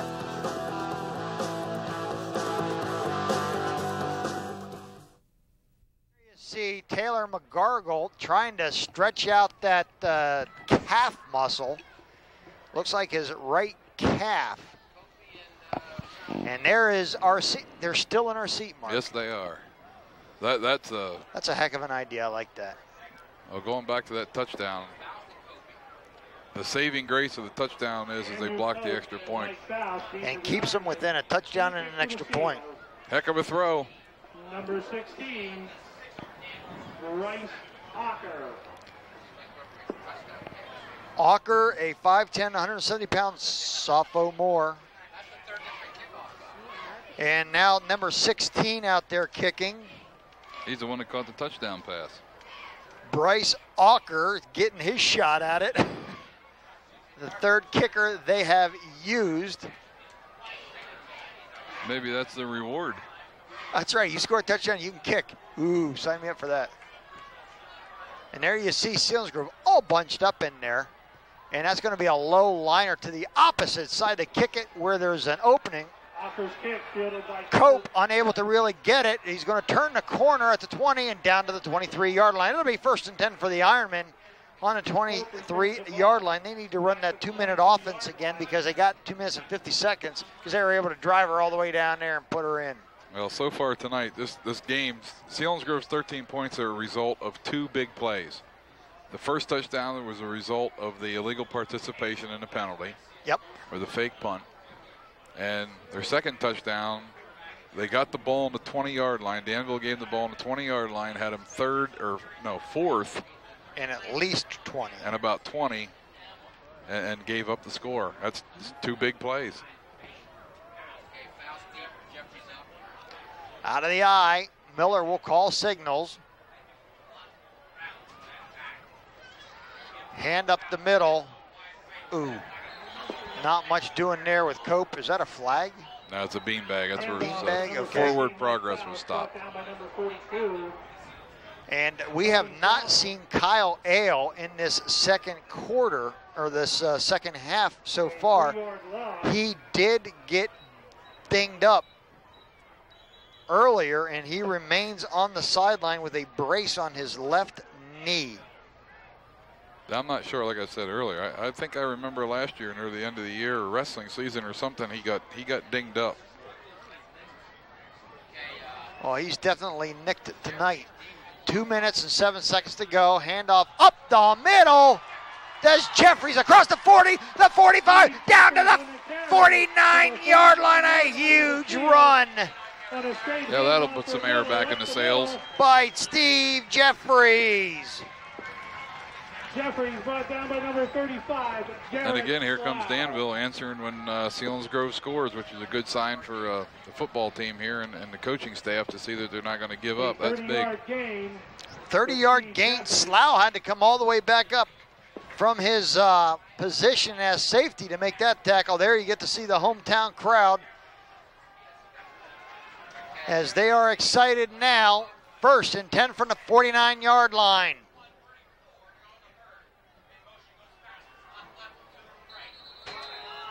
Another delay of game penalty. I didn't know if it was a delay or Delay of game penalty against or the Faust Ironmen. moving up towards the line, but that is another penalty. Danville's killing themselves with penalties tonight. Ball marked back, but the Ironmen. Yeah, that's these penalties that they're having are actually, I think it's your first game jitters. I don't know if I want to call it jitters, but these are the type of penalties you have at the beginning of the year, especially when you're shifting personnel in and out. I didn't really notice if they did or not. It's 1st and 15. 1 minute and 10 seconds. Miller back to pass. He's going across the middle. He's trying to hit Mike Faust there. And that was not even close. Intended for number 13, Mike Faust. Where are we at? Third down. Second down? It is 2nd down and 15.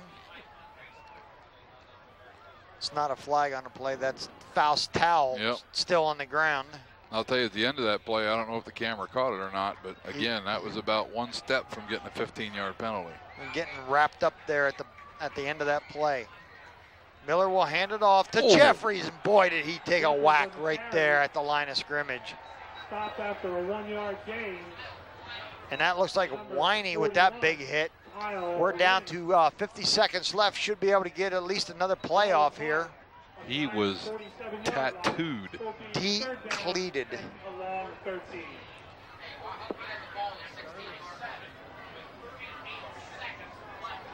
There you take a look at those front three. Mole. Oh, it's not. That's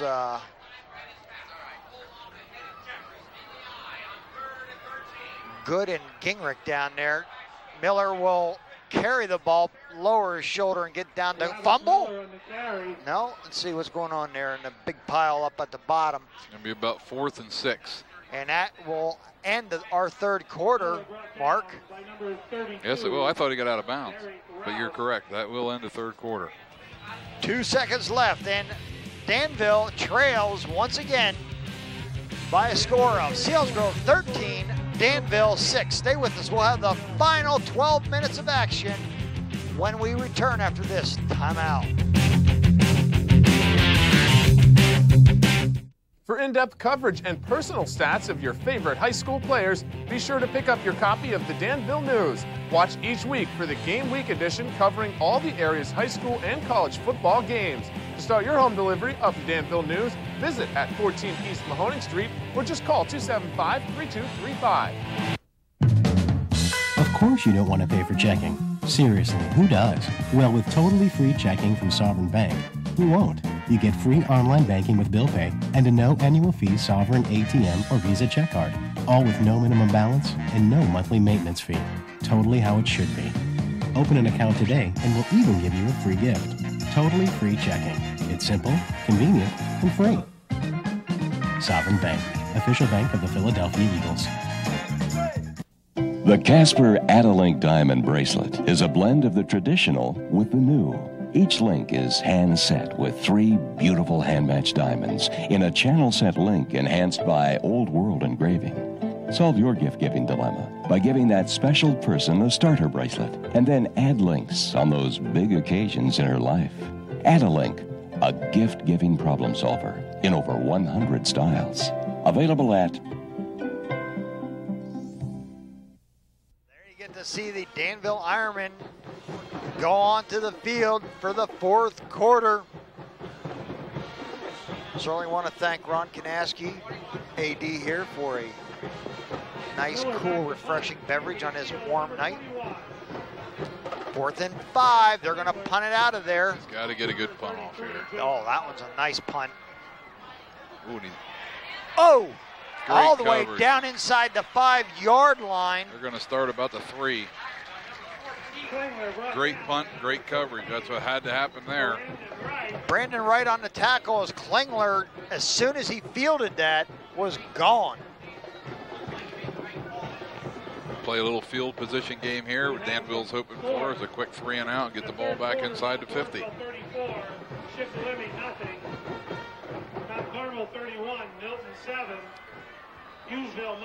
Selinsgrove will have to start once again deep in their own field territory. See if they just try to keep it in the middle here, Mark. Yeah, they're not going to be able to make any mistakes down here. Uh-oh. Slough slipped, or he could have been gone. It'll be a first down right at the 17-yard line. That's that quick hitter. Right in between the tackles. I tell you, had he not slipped, Mark, he may have been gone.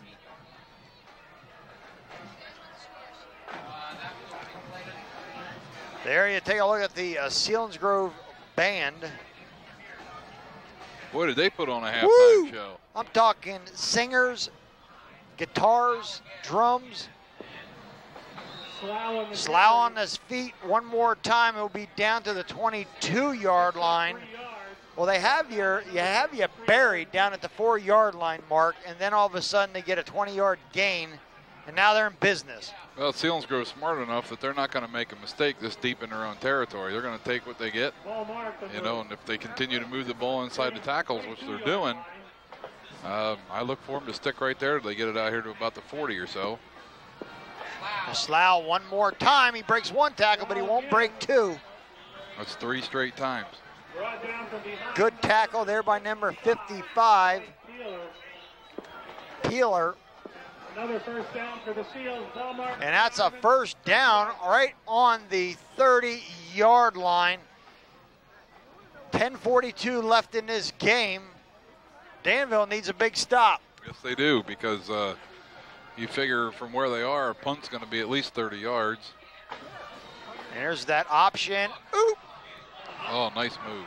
Matt Cook gets away from one, gets away from another one, but gets knocked down at the 36-yard line. It'll bring up a 2nd and 5. Then the other thing Selinsgrove wants to do is keep the ball on the sidelines. Keep that clock running and chew it up. John Walker in on that tackle for the Ironmen, as now I'll be shocked if Selinsgrove throws the ball. They'll just keep it on the ground, run it up the middle. Slough across the 40, down to the 41-yard line. It almost seems like the play has picked up. You know, it seems like Selinsgrove is in there running the plays, boom, boom, boom. This drive started at the 4 mark. Yep. And they're down to the 41-yard line already. Timeout, Selinsgrove. Selinsgrove calls a timeout. There you see Coach Scott with his back to us. Mr. Slough was taking a little break. Into the game at running back comes Matt Gingrich. And I'm not saying that meaning he was taking a little break, taking a play off. I meant they were trying to substitute personnel. The kids run the ball hard tonight. Slough has been the workhorse coming into tonight's game. He had 50 yards at halftime. I don't know what he has now, but he's got to be close to 100, I would think. And he didn't even start. Nope. Listed as 2nd on the depth chart at fullback, and he has been the workhorse so far. There you see the huddle of the Selinsgrove Seals. Got some size on that line there. They got some size, and they got quite a few years left.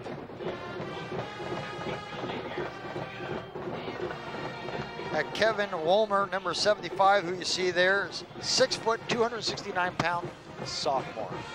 Hey, across the front there, they're senior, sophomore, junior, sophomore. Out of the eye, we'll probably see it right up the gut. And that looks like Matt Cook will get the first down. Number 43. I'll tell you another thing that comes into play this early in the year too, Bob, is conditioning. Oh yeah. We're down under 10 minutes in the 4th quarter, and conditioning plays a big part in being able to grind it out here in the 4th quarter. At the conclusion of tonight's contest, Mark and I will be picking the CCN player of the game for the Ironmen. Good tackle right there. Give him that hat, sponsored by Vogel's Cleaners. There's Slough. And Peeler in on the tackle there again for the Ironmen. On the 47-yard line, making it 2nd down. This drive started on the 4, and they're already up to the 47. the most important thing that's happening here is the clock's not stopping. Danville needs to stop here. And they'll pitch to Cook. Cook across the 45. He gets a corner turn. He's all the way down to the 40-yard line, inside the 40 for another first down. And there's another injured player, and that's Ryan Olaf on the field, and we'll stop the clock here. Looks like another cramp.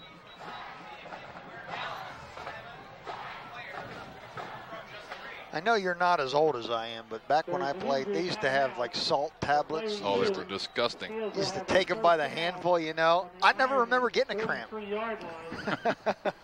Well, what I believe is happening here right now is Danville has a lot of kids playing both ways. Selinsgrove does not. Selinsgrove, I think, only has about 3 kids playing both ways. And playing both ways in high school football today is pretty tough. As I mentioned, the conditioning and things like that, and you just start to wear down on a night like this. And I think, my opinion, standing up here, is Selinsgrove looks like it has a lot more bounce in their step than Danville does at this point because they're not playing both ways. Well, you know, that brings up a good point, Mark, you know, and it's not like Selinsgrove's got a lot of seniors out there. They're playing a lot of sophomores and juniors on different sides of the field. And that's a very good point that you bring up, and that's definitely a cramp in the calf right there. You can see Ryan Olaf trying to do that calf muscle. Boy, those things hurt. Man, do they hurt. It's like somebody punched you. Worse than that, actually. That'll hurt for a couple days.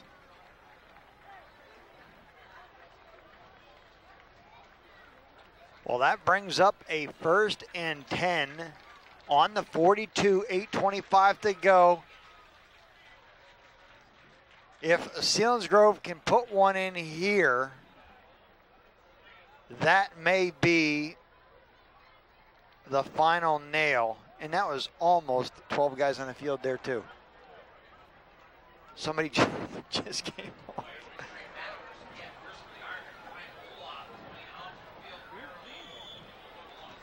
And that's one of the things that we talked about earlier, too, is being able to put somebody away in the 4th quarter, and Selinsgrove is doing that right now. Just wearing them down right now. It's a throw. Deckard there.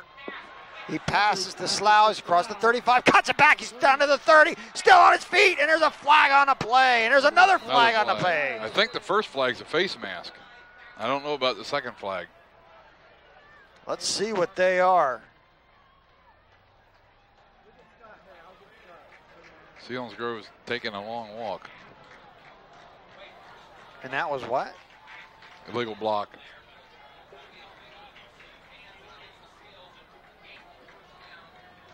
Well, that'll take that back. And there you see Deckard talking to Coach Scott saying, what? Huh?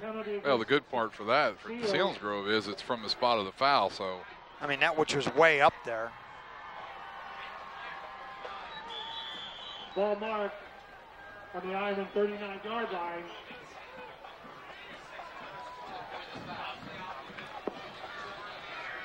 We're coming down on 8 minutes. And there you see another stretching of the cramp.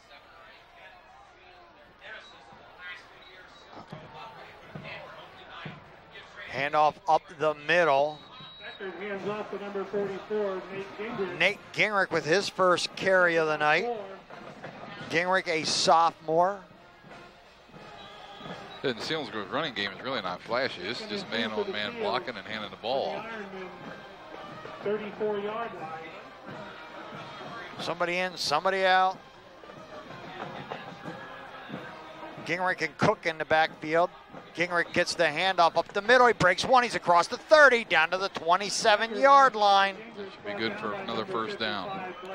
You're right, Mark. They are just wearing them down now. You just can't stop those in between the tackle runs. It is 1st and 10 from the 28-yard line.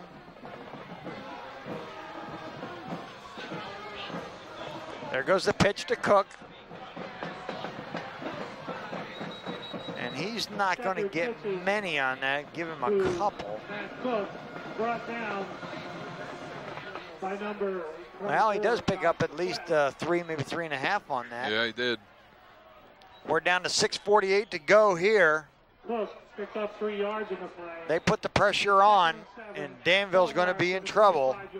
Danville needs a stop big time. They find themselves only 7 points behind. Gingrich lowers his head, and he'll go into the middle of the pile, be tackled by a host of Ironmen. And again, keep in mind that this drive started at the 4. At the 4. I didn't write the time down, but it started at the 4. About an hour ago, I think. And the other thing to keep in mind is this is still a 1-touchdown game, and Selinsgrove has a kicker. So even if they don't get the first down here, not to say that they won't attempt a field goal to go up by 2 scores. Cook, he'll be, and there's another flag on the play. Cook is down to the 20. That is enough for a first down, but we'll see what the penalty is here. That's a holding on the Seals. Well, you know, it's pretty much a penalty-free game for the Seals in the first half. This second half, they've had a couple here on this drive. They've been able to recover from them all.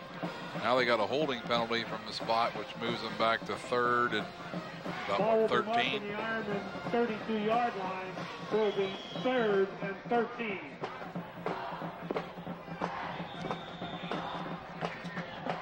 One thing Danville does not have is they don't have a lot of big bodies down there on that defensive line.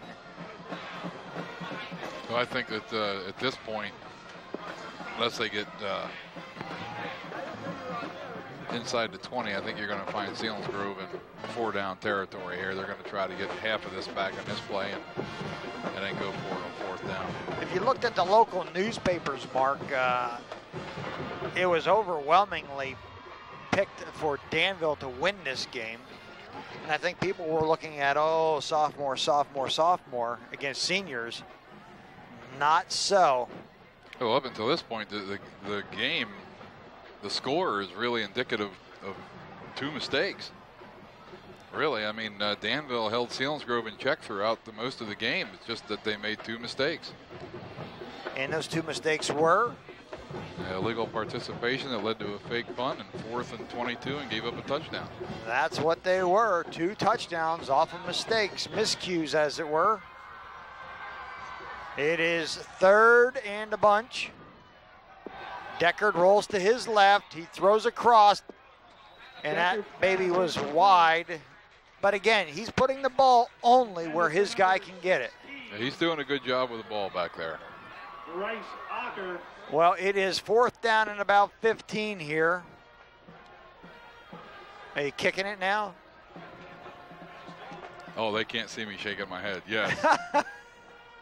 Yeah, I'm hoping to pin this thing down inside the 20 and give the ball back to Danville and have faith in my defense. We're down under 6 minutes. Well, Danville's only been able to drive down the field once, so I think if you're Selinsgrove, you got to feel pretty confident in your defense. Yes, I believe you're correct. Seals, number 84, Tim Reed. Danville is just going to let the ball drop. Kick is up, is going to hit on the 5, and it's kicked down to the 1. But it was touched up at about the 7-yard line. It was kicked inadvertently. Yeah, they still got him inside the 10. That's exactly what Coach Scott wanted to do. Now he's putting all the faith in his defense with 5:37 to go in the 4th period. Hey, Danville pretty much drove the length of the field earlier in 2 minutes, Mark. So we know that they have it in them, but you've got Kyle Ale on the bench. Hey, we haven't seen him since the first half, since he got injured. Did he play after the first quarter? He played up right up to the point where he was down, and that is their leading ball carrier from last year, Kyle Ale, sitting on the bench.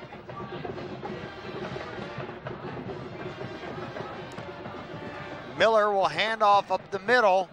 Not a whole lot doing there. You setting up the play action? Well, there's a couple things they need to be concerned with. One is making a mistake down here. They have 3 of their timeouts left. We're not quite to 5 minutes, and you're still in a 1-touchdown game. So even though you got to go 90 yards, it's doable.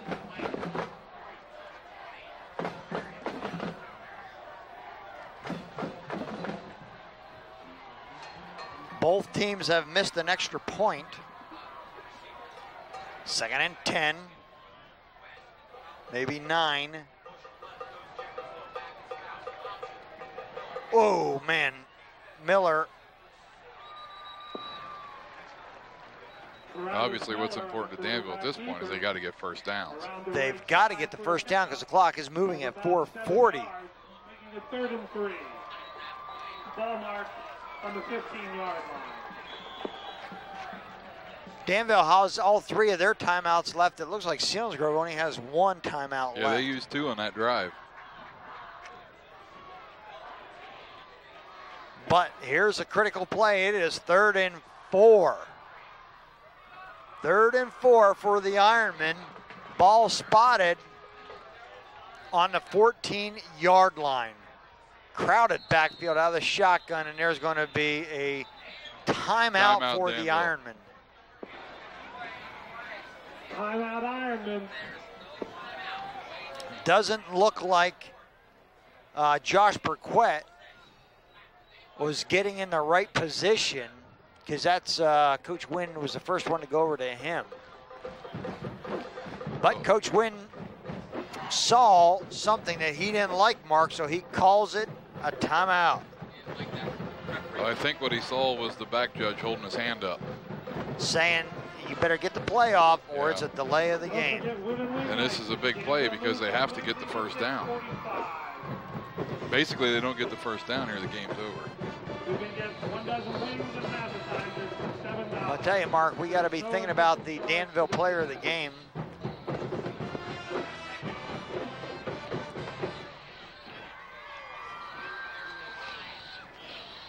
We still have time yet. No play clock in high school, so somebody's got to be looking at the back judge. That's the guy that was just to the left of your screen. And he will put his hand up when it is down to a couple seconds left. 2 timeouts remaining for the Ironmen.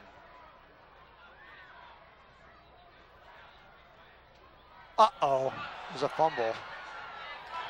And Miller just gets railed right at the 9-yard line. Ball be spotted on the 9 because he went down to get the ball. His knee was down. Boom, he was down, which was fortunate that he was down there because he got knocked back to the 5. Now you're at 4th and 9. You're punting it out of there, Mark? You got to punt it. You have to punt it. How much time you got left? 3:35 and end count. 3:35.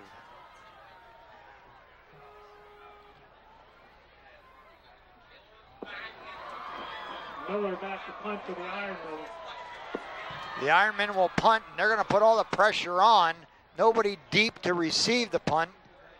And it's just going to go and go. It takes a big Danville hop all the way down into Selinsgrove territory on the 37-yard line. It'll be 1st and 10 for Selinsgrove on the 37. The Danville defense needs to come up big here. Well, Danville has 2 timeouts left. You're at 3 minutes and 7 seconds. Basically, at this point, you're looking at about 2 first downs by Selinsgrove, and the game, they'll have the game probably won. But they have to, it's obvious, goes unsaid, that Danville has to make a big stop here. And this is obviously going to go right in between the tackles.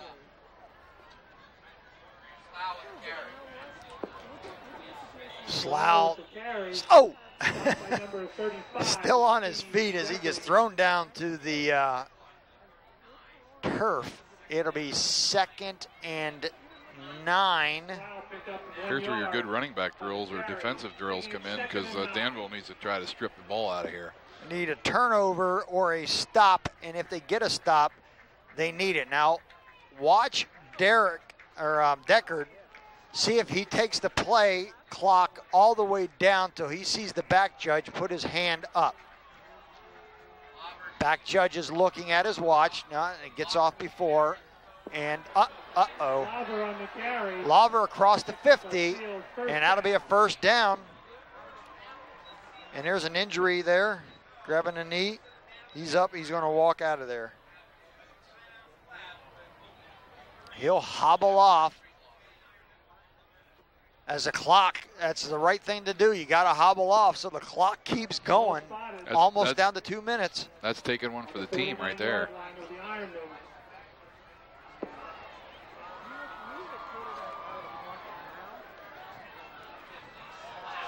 Slough one more time will get down to the 45.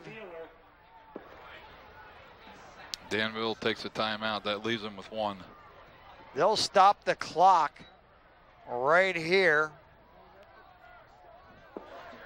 We've got 1:55 to go. All we need is one turnover here, Mark. Need a turnover, and they cannot give up. If they give up another first down, 1:55 remaining. They can't. They won't have enough time to stop the clock. They have a 2nd and 6. 2nd and 6 to go for the Seals.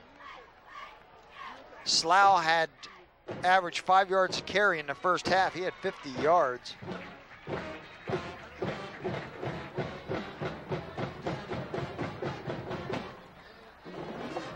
What Danville's hoping for here is to not allow the first down, get them 3rd down. I don't know if he takes, I wouldn't take another timeout after this play if they don't get a first down.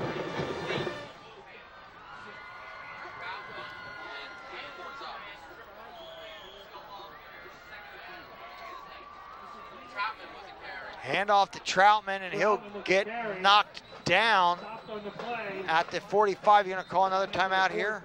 And they do. No gain on the play, making it 3rd down and 6. And we are down to how much? $1:47 on the clock. Danville calls their last timeout. They cannot stop it. They need a stop here. First down. Well, they can't stop it again, so they need their Selinsgrove can run 2 plays on 3rd down, and even if they punt the ball on 4th down, can run the clock all the way down. So if Danville stops them, Danville will get the ball back with less than a minute, about 50 seconds to go. They have had the opportunity to drive the length of the field within 2 minutes to get their first touchdown, as Mike Faust was able to get that pass in the corner of the end zone for the 6 points that Danville have been able to score tonight.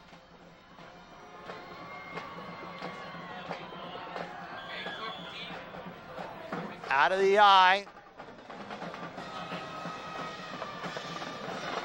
Motion. Hand off to Gingrich. He breaks it free. That's a first down. Danville cannot stop the clock.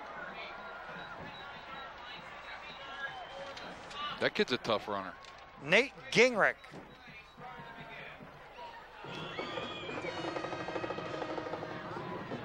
Could have just sealed the deal right there.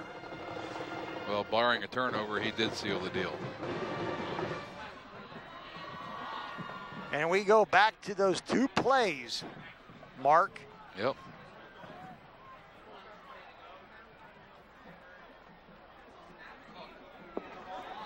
Cook. Hands off to Cook, brought down by number 35. Good tackle there by Steve Jeffries. Some of the Danville faithful here bailing out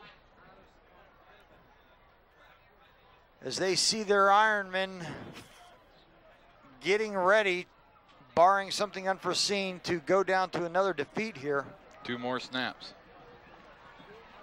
See if they take it all the way down to the back. Judge raises his hand. Decker just looking. Back judge raises his hand, and he'll take a knee.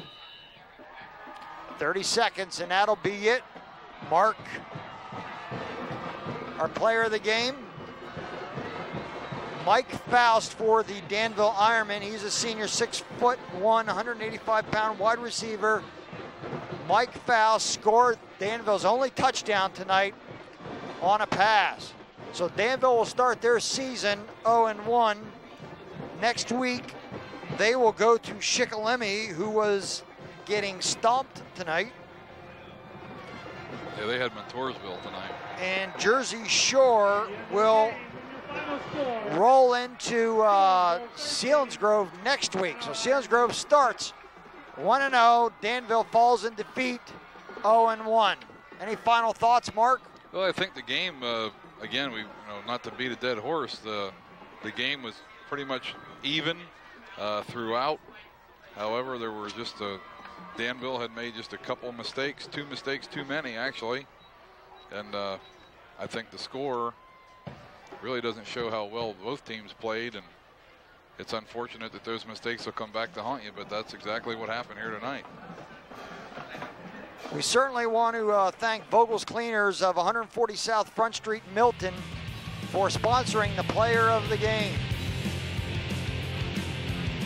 Vogel's Cleaners is celebrating their 80th anniversary with specials each month for the rest of the year. So stop by and get your 20% off on their monthly special that they change every month. Take advantage of that. Stop by and say thanks to Vogel's Cleaners in Milton for their sponsorship of tonight's Player of the Game hat. For our crew, Matt Gertie and Aston White, our director, Chris O'Rourke, and my partner, the coach, Mark Burrows, I'm Bob Hickox saying good night, everyone. We'll see you next time here on CCN Sports.